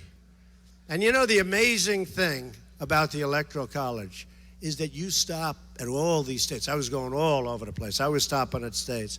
And in many ways, I'd rather have it the other way. It's easier. You campaign in New York and you campaign in California. You stop in Florida and Texas. And it's so, you know, be easy. But this does get you. I was never as much a fan. This gets you to stop at states that you're not going to stop in. And that's what our founders had in mind, and that's what people had in mind. It's an amazing thing. It really is. I went to Maine 4 times. 4 times to Maine. For one. I needed one. Because they all said, maybe I could get to 269. They didn't know that we were going to break that beautiful, beautiful blue wall. We're going to shatter that wall. So I went to Maine 4 times for one. Now, under the other system, you wouldn't do that. So it was an amazing evening. We ended up with 306, and which was a landslide. And some states we won by 30 and 40 points throughout, and it was just an amazing thing. And I can tell you, we're going to work really, really hard for you. We're going to work really hard to justify what you did. And so we're doing our little tour. And one of the places I had to stop is Michigan. And we're going to bring our Michigan jobs and Michigan workers back to work. We're going to bring them back to work. And I've been here many times, and even before I was running, before I officially announced, I didn't know if I was running. And I got an award about 4 years ago, the Man of the Year. And I talked about the cars. They can't keep taking your car manufacturers, Ford and the others. They can't keep taking them out. And I was talking about it long before I ever thought I was going to do this. And the people in Michigan remembered, I've been talking about this for years, we're going to stop it. And Ford's made a promise to me, and hopefully at the beginning of the year, they're going to honor that promise about something they're going to do that's very big. And they're going to do it in Michigan, not in Mexico. And it's going to be great. It's going to be great. It's going to be great. So we want to thank you. But on taxes, we're going to undertake one of the great tax reforms and simplifications in American history. At the center of this plan is a massive middle-class tax cut. Middle-class tax cut. We're also going to lower our business tax rate from 35% all the way down to 15%, bringing new companies to our country and to your state. So we go from the highest taxed nation in the world to one of the lowest. Not the lowest yet, but okay, don't get greedy, okay? But to one of the lowest. On regulations, we're going to eliminate wasteful, job-killing regulations that undermine the ability of our workers and our companies to compete with the rest of the world. Big thing, bigger than the taxes. I think it's bigger than the taxes. On energy, we will cancel the restrictions on the production of American energy, including shale, oil, natural gas, and clean coal. We're going to put our miners back to work. Miners, we love our miners. Wyoming, I think it was my highest percentage. The opponent almost didn't register in the state of Wyoming. almost didn't register in the state of West Virginia, which we love.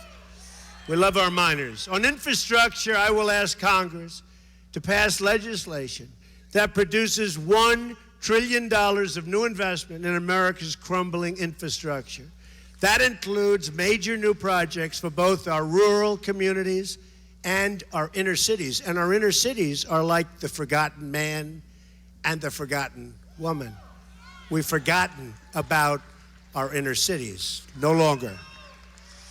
And the African American community was great to us. They came through big league. Big league. And frankly, if they had any doubt, they didn't vote. And that was almost as good because a lot of people didn't show up because they felt good about me. And the Hispanic community, great. Great. Really great. And women, thank goodness, women. Oh, man. Women. The women. That was the other thing with the polls. It's like, I'd go to these rallies and they had the pink signs all over the place going crazy. We did great with women, so I want to thank the women. So we're going to put our people back to work. It's time to help get Americans off of welfare rolls and back into the labor market. We're going to do that. Rebuilding our country with American hands and American workers. And they're going to be so thrilled. They're going to make so much more money than they've ever made. And they're going to love getting up in the morning, and they're going to love what they do. My administration will follow two simple rules: buy American and hire American. Because from now on, it's going to be America first. America first. Our trade deficit is now nearly $800 billion a year. Can you believe that?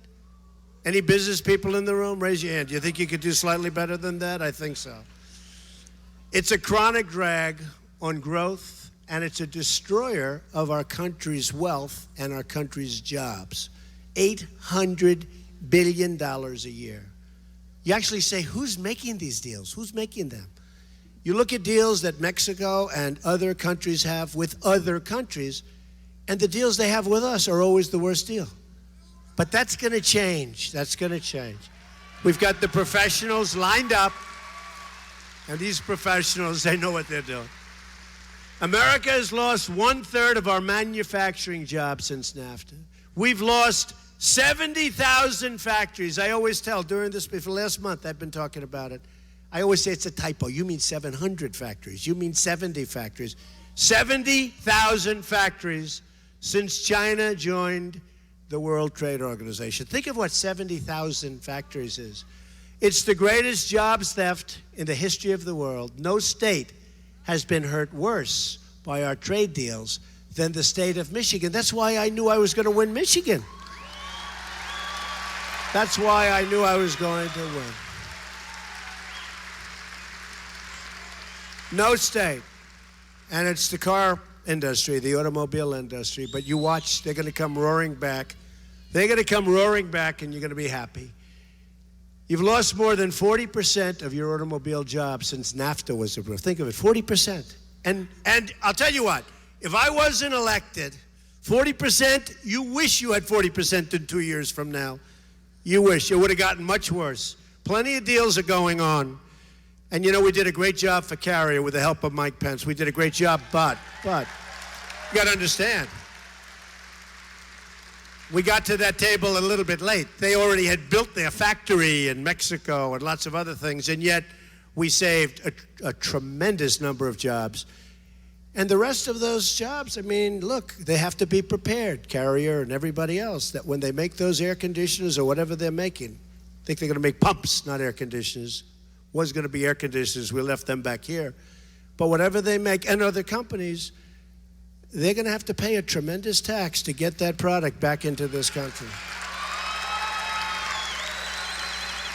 The point is, the jobs that are gone, I think they'll be coming back soon too. It used to be the cars were made in Flint, and you couldn't drink the water in Mexico. Now the cars are made in Mexico, and you can't drink the water in Flint. We're going to change that.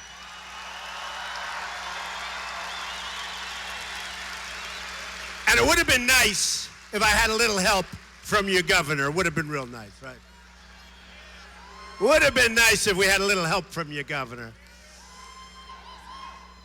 We're going to withdraw from the Trans-Pacific Partnership, renegotiate Nafta, stand up to foreign cheating, and fight for every last American job and every last job that belongs in Michigan. And if a company wants to fire their workers, leave Michigan for another country or anywhere else, and then ship their product back into our country, there will be consequences, folks. It's no longer going to be like we're people, we don't know what we're doing. We don't know what we're doing. Go ahead, fire everybody in Michigan or Indiana or Pennsylvania, fire everybody, build someplace else, and just sell back. No more. Not going to happen. Not going to happen. If we, it's not me, I'm a messenger. If we didn't come along, our country is going to be totally drained. There are thousands and thousands of companies right now that are negotiating to get out of our country because, well, for one reason, the taxes are too high. For another reason, the regulations. So even without doing what I'm doing at the border, and there is no 35% tax, you understand that. It's only if you leave is there a tax. There's no tax on our company. We're lowering taxes. But I don't think we're going to have to use that 35% very much because when we lower our taxes down to 15% or thereabouts, I hope I can get it down to that level, but nobody's going to leave. When we lower our regulations by probably 80%, 85%, these are regulations that they're a disaster for farmers, for manufacturers, for everybody. I also have an important announcement, and I'm going to make it tonight. You mind? We'll keep it low-key. We'll keep it very low-key. They're turning off some of the cameras because they're so honorable.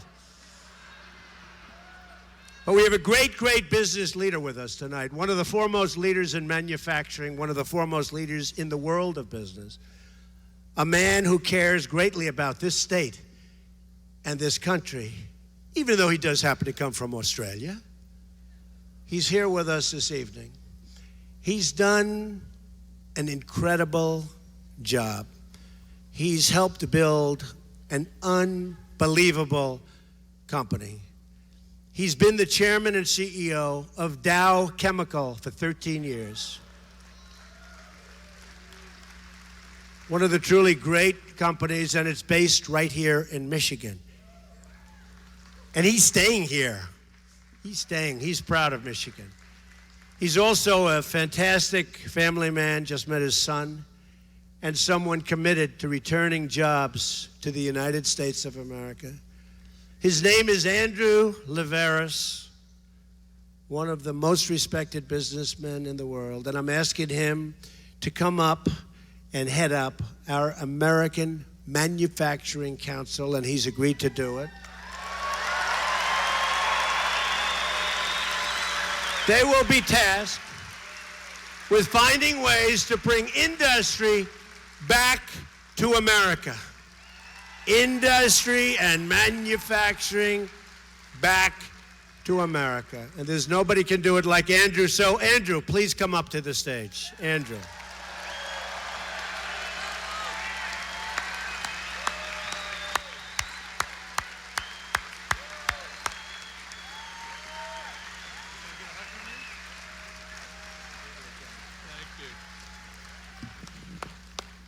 Doesn't the president-elect sing music?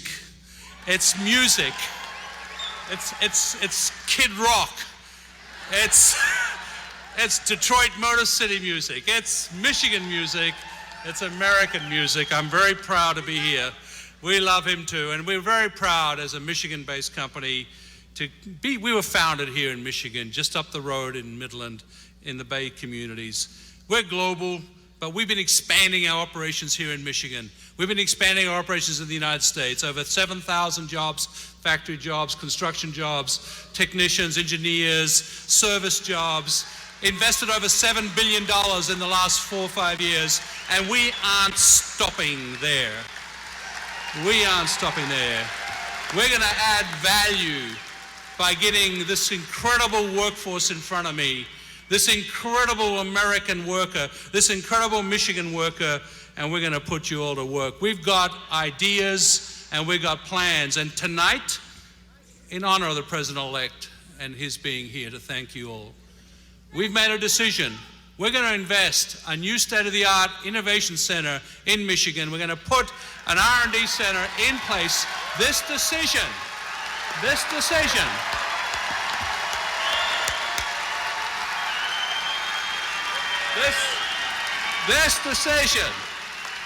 because of this man and these policies. We could have waited. We could have put it anywhere in the world. Several hundred jobs on top of the thousands. We aren't waiting. We're going ahead. We're going to use American hard work and American brains, and we're going to fight for the Dow company out of the USA. President-elect Trump, I can't tell you, I tingle with pride listening to you, but to honor me to help you chair America Manufacturing Council, to put in place the investments that you talk about, you're paving the way with your administration, with your policies, to make it easier to do business in this country. Not a red tape country, but a red carpet country for American businesses. America first, as you said. That's what we have to do. And you can count on me and the business leaders that we'll put on this team. This will be America's finest and brightest to help us solve these problems that you all have. We need to employ our youth. We need to help all of our citizens. We need to give you hope.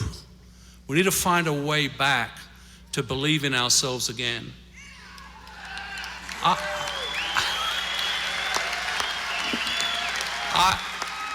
As you rightly said, I may have a funny accent.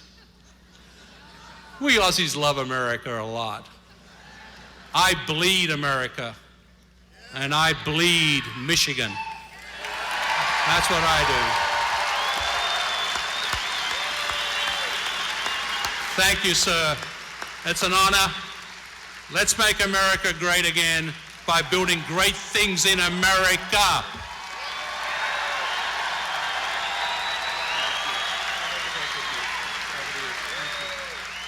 Wow. So great. Thank you, Andrew. Wow. Isn't that great? That's what's going to happen, folks. We're going to get jobs. We're coming back, and we're going to come back to Michigan. We're going to come back to Pennsylvania, all these places. New York State. You see what's happened in New York State. We're going to bring them back. So I just want to thank Andrew. And Andrew's going to announce the names of the great business manufacturers, the best in the world. And he's setting up his council next week, and he'll announce them next week. And they will be, like him, the greatest leaders there are. So I want to thank Andrew and Dow Chemical. And that's really good news for Michigan. On the military, we will show the whole world that America is strong again. We will rebuild our badly depleted military and ensure that our service members have the equipment, training, technology, and resources that they need to get the job done and done correctly. But I always add, we're going to have the strongest military in the world, the most updated military in the world, and there's rarely been a time when we've needed it like this. But I always like to add, we will never have to use that power, I hope. We're building tremendous power, and hopefully we will never have to use that power. We believe in peace through strength. We will, however, get rid of ISIS. I'm sorry, we will get rid of ISIS. ISIS has to go. At the same time, we will ensure our veterans have the best medical care in the world. It's about time. And on health care, we will repeal and replace Obamacare.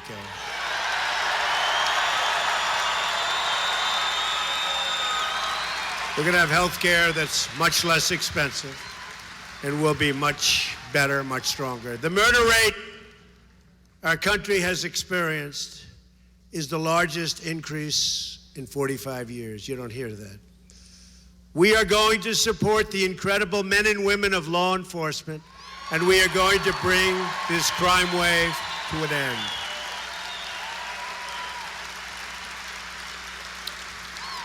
On immigration, we will build a great wall, and we will put an end to illegal immigration and stop the drugs from pouring into our country and poisoning our youth and many other people. Got to stop the drugs. And we're going to have people, hundreds of thousands of people. We want them to come in because we're going to have big, beautiful doors in that wall. But they're going to come in legally, through a process, legally.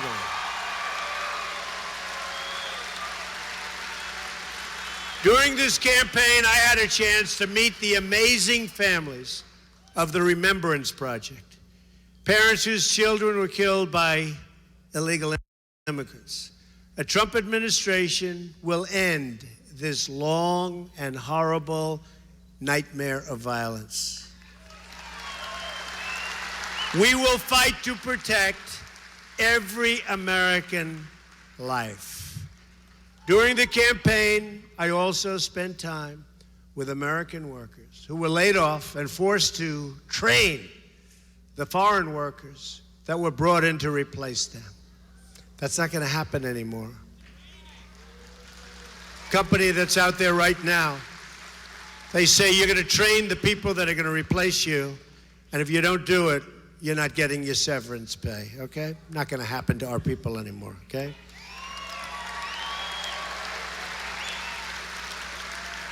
One of my first executive orders will ask the Department of Labor to investigate all visa abuses that undermine jobs and wages for the American worker. To protect our country from terrorism and extremism, I will suspend immigration and refugee admissions from regions where they cannot be safely processed or vetted. We are going to have extreme vetting. We have no choice. We have enough problems, folks. We have enough problems. We will do everything in our power to keep radical Islamic terrorists the hell out of our country.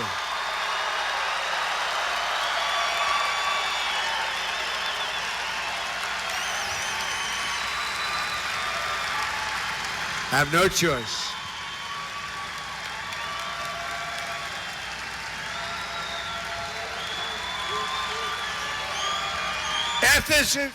Thank you. Ethics reform will be a crucial part of our 100-day plan as well. We're going to drain the swamp in Washington, D.C. You will see. I will impose a 5-year ban on executive branch officials becoming lobbyists and a lifetime ban on officials becoming lobbyists for a foreign government. And since I've become sort of involved with costs, and as business people, we sort of understand that, I think that these people that give out these billions and billions and billions of dollars of contracts to companies should never, ever be allowed to leave and go to work with any of these companies, okay? No more. Got to be a lifetime ban. Then you wonder, why is it costing so much? Why are the cost overruns so high? And I could name so many different. You look at some of the fighter jets that are being built. You look at things that are happening. And I'm not just talking about the military. I'm talking about so many other purchases. When they purchase and when they're in charge of purchasing, they should never, ever during their lifetime be allowed to go to work for those companies. They just shouldn't be allowed to do it, and they're not going to be allowed to do it. So all of a sudden, they'll start negotiating a little bit harder, right? You know the game. Come to work with us. Come to work with us. Oh, let's finish this contract first. Oh, okay, he's going to really negotiate tough, right? We face many challenges, but this is truly an exciting time to be alive. And there's never been anything like what we've done. The script is not yet written. We do not know what the page will read tomorrow. But for the first time in many, many years, what we do know is that the pages will be authored by each and every one of you.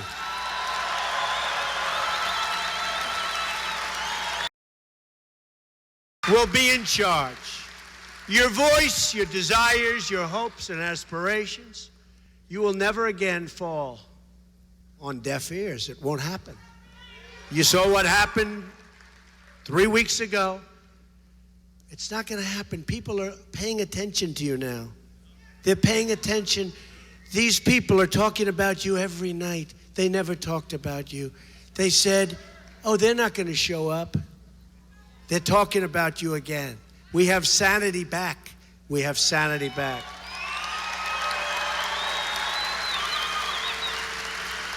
You will be the captains of your destiny once more.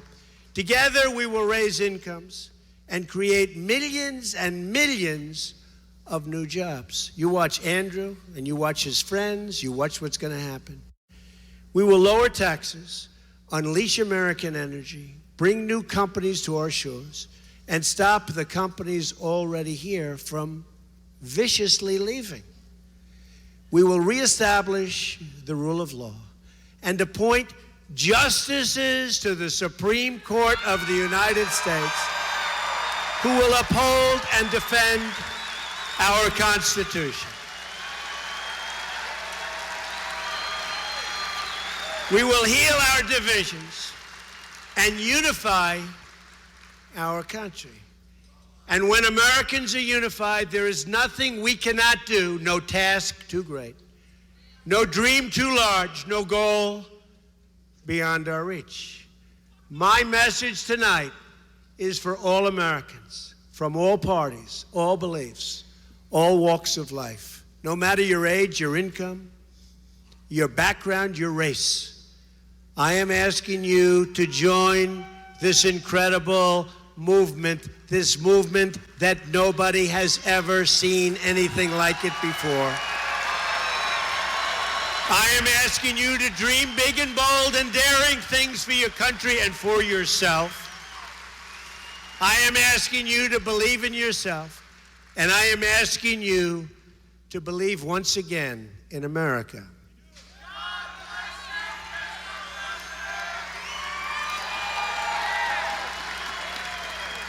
And if you do that, then all together, we will make America strong again. We will make America rich again. We will make America safe again. And we will make America great again. Thank you very much. Thank you, Michigan. Thank you. God bless you, everybody. Donald J. Trump wrapping up his rally in Grand Rapids, Michigan. We are going to go live right now to Cassie and Will coming right up, who are going to do some interviews for us and also tell you a little bit about their new show. They're going to talk to Trump supporters as they file out. We hope you'll stay tuned. We're really trying hard here at Right Side to improve on the quality of our streams and to hire new people and to become more like a real news organization. But we are what we are. We're a small company from Alabama, so if you'd like to help us grow and to be an alternative to the mainstream media, you can do so by helping us at rsbn.tv/donate. That's rsbn.tv/donate.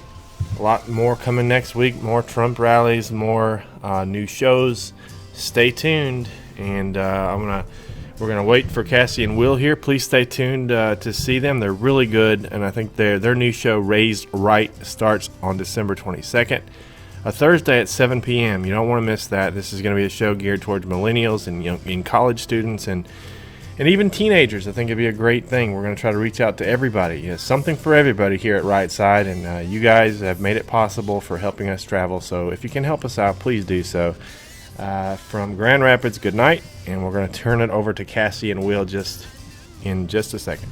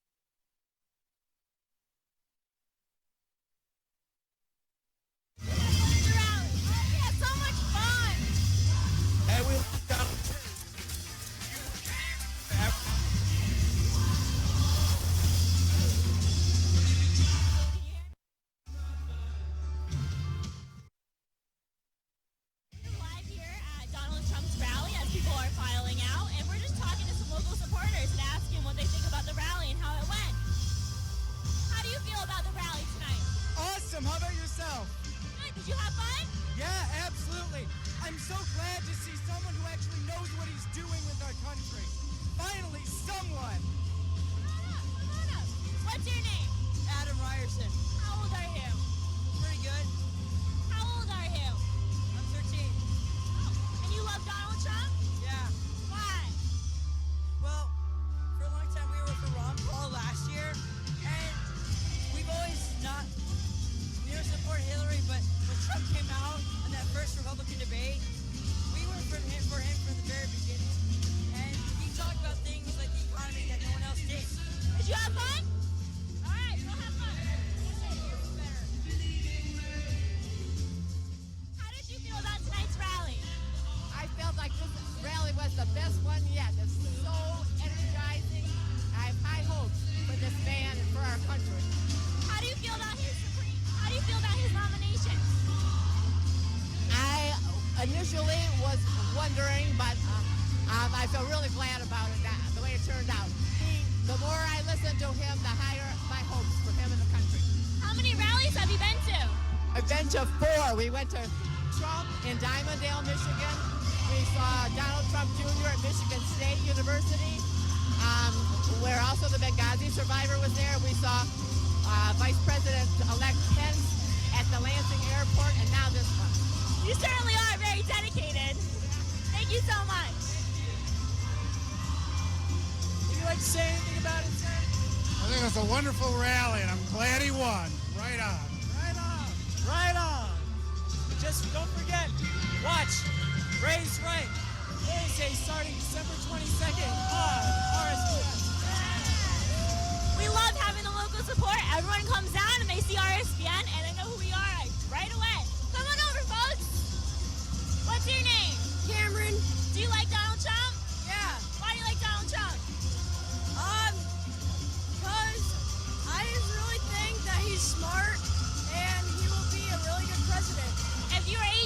Would you have voted for him? Yes. All right. Did you have fun tonight? Yeah. Awesome. All right. Well, have some more fun. See you later. What's your name? Jennifer Cephas. Did you enjoy the speech? Yes, I did. I love Donald. Yes, I do. I love him. And is he going to make America great again? Yes, he is. Team Trump. Hell yeah. We have tons of enthusiastic people all around us. Everyone knows who RSBN is, and we are the only camera out in this press pit that has our name proudly displayed. People love RSBN, as you can see, and we'll interview some more. Thank you so much, Joe Seals, for making this possible. Check us out. We do all the Trump rallies. You guys want to come say something? Come on up. What's your name? My name is Braden. Is this your first Trump rally? Yes, Did you have fun? I did. What do you like most about Donald Trump? I think he brings a fresh view to things, and there's a chance that he could be good, and there's a chance that might not go so well, but he was the only chance we had this time, and I think he sounds a lot more presidential now, and I think for all the people that doubted it, when you listen at the rally, some of the biggest applause come when he talks about uniting people of all races, of all sexes, so you can dispel the myth that he has any issue with any of those things. And so you hear the stuff on the media that you're all sitting around with right now, but when you hear the audience cheer for things, it's not negativity, it's not getting down on people of any race or sex. It seemed to be a uniting message throughout the whole auditorium. Awesome. Well, thank you for talking to us. You want to say something? Yes, right side. Yes, you like right side? Yes, I love it. And I watch all rallies with you. Awesome. Well, thank you so much. The best one, the honest one. Thank you. And what do you think about the rally tonight? I love the rally tonight. I think that we finally have an honest man who is God's chosen, who God is going to bless his administration, and he is going to make America great because he's got God on his side, and he's got a lot of Christians praying for him. Amen. A lot of Christians praying for him. We have been praying for a very long time, and God has finally answered And us. he says Merry Christmas. And he says, Merry Christmas, Happy New Year. All right, thank you so much. Have fun. Have a safe ride home. I think one of the most powerful things Donald Trump said today was Merry Christmas. He said you shouldn't be afraid to say Merry Christmas. And he even said the department stores will soon be saying Merry Christmas. I think that was a powerful message, especially to the people out in Michigan. I really hope so. And if you guys like what we're doing here today and you like all of our rallies, make sure to donate to rsbn.tv. Send in whatever you can. Every little bit helps. We're trying to be the new media. We're trying to give you guys a new source of information that's honest, transparent, on the spot, on the scene, give you all the best interviews. So if you like what we're doing, please, if you can, just give us a donation. We'd really appreciate it to make everything that we do possible. And I know a lot of people were asking us why we're sitting in the pen. We were not allowed out, so people were tweeting that at us. We probably aren't going to go back out and interview any more people, but we're going to talk a little bit more about our show that's coming out. Want to say something about it, Will? Make sure to watch Raise Right on starting December 22nd every Thursday. And we're going to be talking about all the liberal lunacy on campus, everything that's going on that we have an issue with as millennials, starting up that counterculture, making everyone be proud to be American and believe in ourselves again. So at 7 p.m. Eastern Time every Thursday, we will be broadcasting with RSBN, our new show called Raised Right, and we're very excited about it. We plan to talk about the craziness that goes on college campuses, including the liberal bias, which is all over the place. And me and Will Nardi also have our own websites where we expose this. Mine is loneconservative.com, and Will? Check out the rabblerouser.org. And we'll also talk about the millennial perspective on things, because there's this misconception that millennials don't like Donald Trump. And we must have interviewed at least 30 millennials today, just in this room, that love Donald Trump. And RSBN. And we talked to a lot of millennials that are under the age of 18. I don't know if they count as millennials, but they're young people. I mean, they weren't really voters, but you could see that they're being raised right and that they're coming up into the next generation and they're going to be voting for people like Donald Trump. They're going to be voting for good conservatives, good Christian people too, that are going to be helping this country move forward. And he made such a great point this speech that we need to find a way to believe in ourselves again. And if he can make this crowd of however many thousand people that were here tonight believe in America, then that's the way forward, man. I felt a room that was excited. People were chanting, they were chanting USA, and we had a bunch of hecklers here, which I had posted many I was surprised. videos. Yeah, there was hecklers. They were just running out. I saw one lady fall to the ground screaming her head off. I don't understand this. Is it just a Friday night and they're just like, hey, it's Friday. Hey, what's the best thing we can do with our rally. time? Let's go to a Trump rally and get kicked out. What better things do we have to do? And they looked about our age, too. Are they not giving homework? Isn't it finals right now? Shouldn't we be having homework? Seriously, I think if these people had better things to do with their time, then they should be doing it, and they definitely should have better things to do with their time. I mean, why would you go and rain on somebody's parade like that? What are you trying to accomplish? Going to a Trump rally and doing this kind of thing? Let's be fair here, Will. They're protesting a free and democratic election.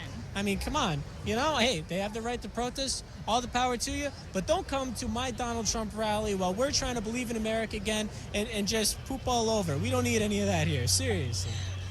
What I saw was the room was enthusiastic when they mentioned... I know. When they mentioned Jill Stein's recount, it's over, it's gone, and it's over with, and people were so happy.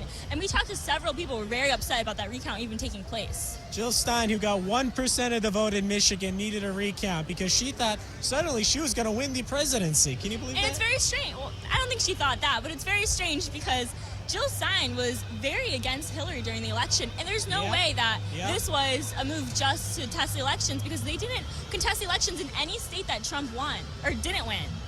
All right, come on. This was not a recount thing. This was just a whole big thing for the Green Party. We all know what it was, but it didn't shake up the people here in Michigan, and it didn't shake us up. We knew who we voted for, and we love our now president-elect. So that doesn't matter to us whatsoever, and now that the recount's over, we are all set, and we know what's happening. All right, I think what we're going to do is we're going to walk around for a little while, and we're going to see if we can find any more people to interview. So enjoy the pan for a few minutes. We'll see you soon.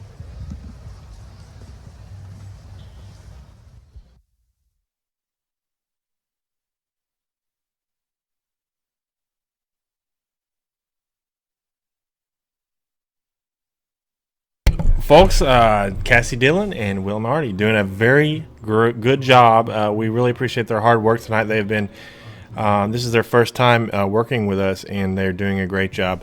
Their new show begins December 22nd at 7 p.m. Eastern Time right here on the Right Side Broadcasting Network. That is just a taste of the new programming that we will have by the end of January, and we appreciate everybody and their enthusiasm and their support. rsbn.tv/donate to make this all possible. We'll be at 3 more rallies next week, and if any more pop up, we'll also be there as well. Stand by for a minute, and we'll see if we've got anybody else to interview, and then we will call it a night.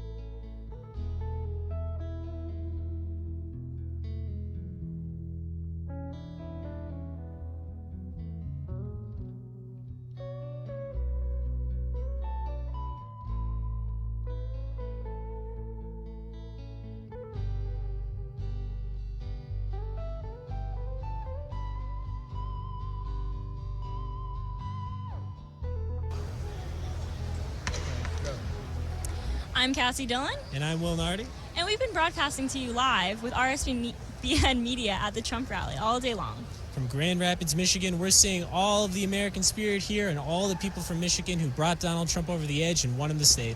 So we want to talk a little bit about our reactions and how we felt with the rally. I think the first thing that we should mention is Betsy Devos. That was amazing.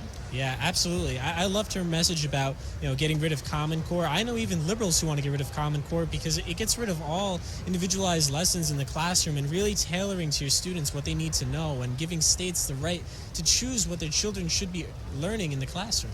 I keep hearing, especially the mainstream media, telling us that Trump has been transitioning away from all of his positions that he's promised throughout his campaign. And getting rid of Common Core was something that he really kept saying. So I think that him appointing her was a great idea. Yeah, definitely throughout the entire speech. Nothing that I heard was any different from what was going throughout the election. Whether he follows up on it, that's for us to still find out. But from what I heard, Donald Trump did an amazing job tonight, and from everyone we talked to, everyone loved it. And everyone gave us almost the same reason about why they voted for him. They said they wanted change. And I think Hillary Clinton had no real change to offer. And I think it's insane that we even still have to talk about Hillary Clinton and why Trump won. That's not how it usually goes at presidential elections. People just can't accept the results of this election. Hillary Clinton just isn't relevant anymore. I mean, let's face it. People are still trying to make this a relevancy thing, but you guys got to accept it. You got to give this poor guy a chance. He's going to make America great again. He's going to do a fantastic job. He really cares about what he's doing tonight. That's why he's going on this thank you tour. He wants to show people that he appreciates the fact that some people came out from Texas, some people drew from Indiana, Wyoming, or even from us from Massachusetts, Rhode Island, anywhere that you came from. People are inspired by Trump to believe in America again, and that's what this whole election's been about. And he said it loud and proud, the recount in Michigan is over. And people in the room were ecstatic when they heard that. People just started chanting and screaming, and they were just very happy. But there were hecklers that came to the rally today, which I found kind of amusing. Well, I mean, it's just sad. I don't want people to have to be this upset over the election. I just wish that they could give him a chance instead of coming to what's supposed to be a celebration for people to feel great about themselves for doing this amazing job and making Michigan a state that's been constantly voting in Democrats, a Republican state now. That's incredible. And these people just, it's so sad that they can't accept it and move on. And all of these hecklers that I saw today were my age. It just lets me know these college students have nothing better to do. Here I am as a college student in the back working on studying for my finals as these students decide to just come to a Trump rally and disturb it for what reason? What did they really want to accomplish?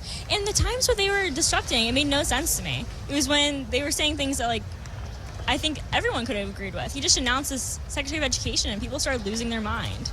And let's not forget the fact that we also interviewed a ton of millennials, a ton of other college students here that love Trump, that came out. Some people that couldn't even vote. And like I said, you can see that these people are being raised right and that they're getting the right values. And you should definitely watch Raised Right on every Thursday starting December 22nd on RSBN, the best broadcast network.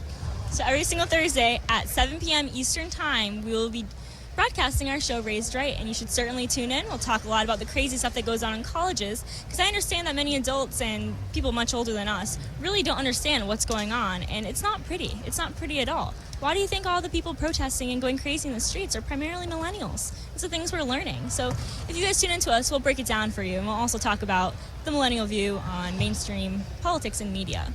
We're going to give you that first perspective from us out on the field, out on the ground, dealing with it day in and day out, hearing about this from our professors, our administration, and feeling what it's like as we are trying to develop the counterculture and get everyone back into the patriotic spirit and believing in America.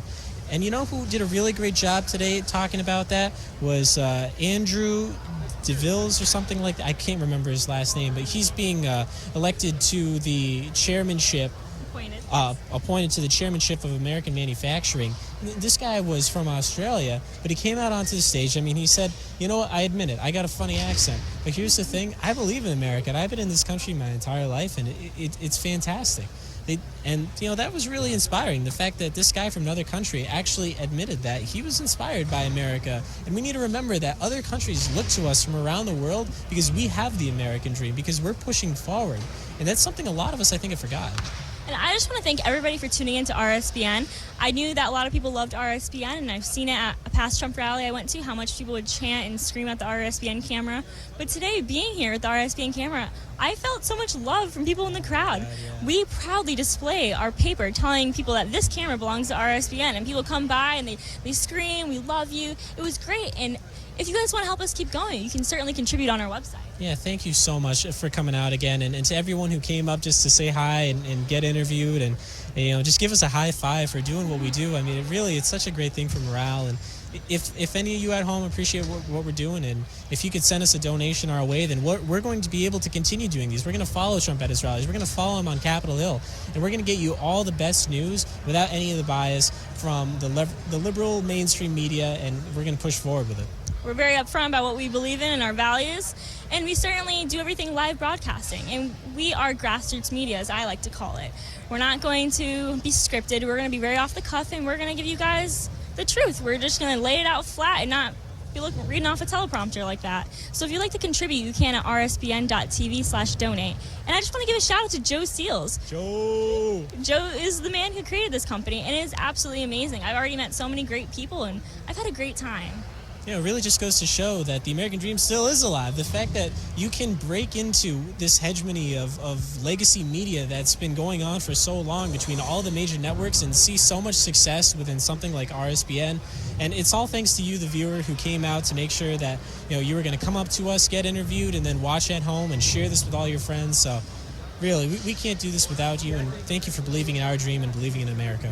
So thank you for tuning in, and remember, you can watch our show Raised Right on Thursday at 7 p.m. on the 22nd and every Thursday after. So thank you so much for tuning in. I hope you guys had a great time. You can follow me on Twitter at Cassie Dillon, KASSYDILLON, and you can follow Will at Will the Thinker. So thank you so much, and have a great night.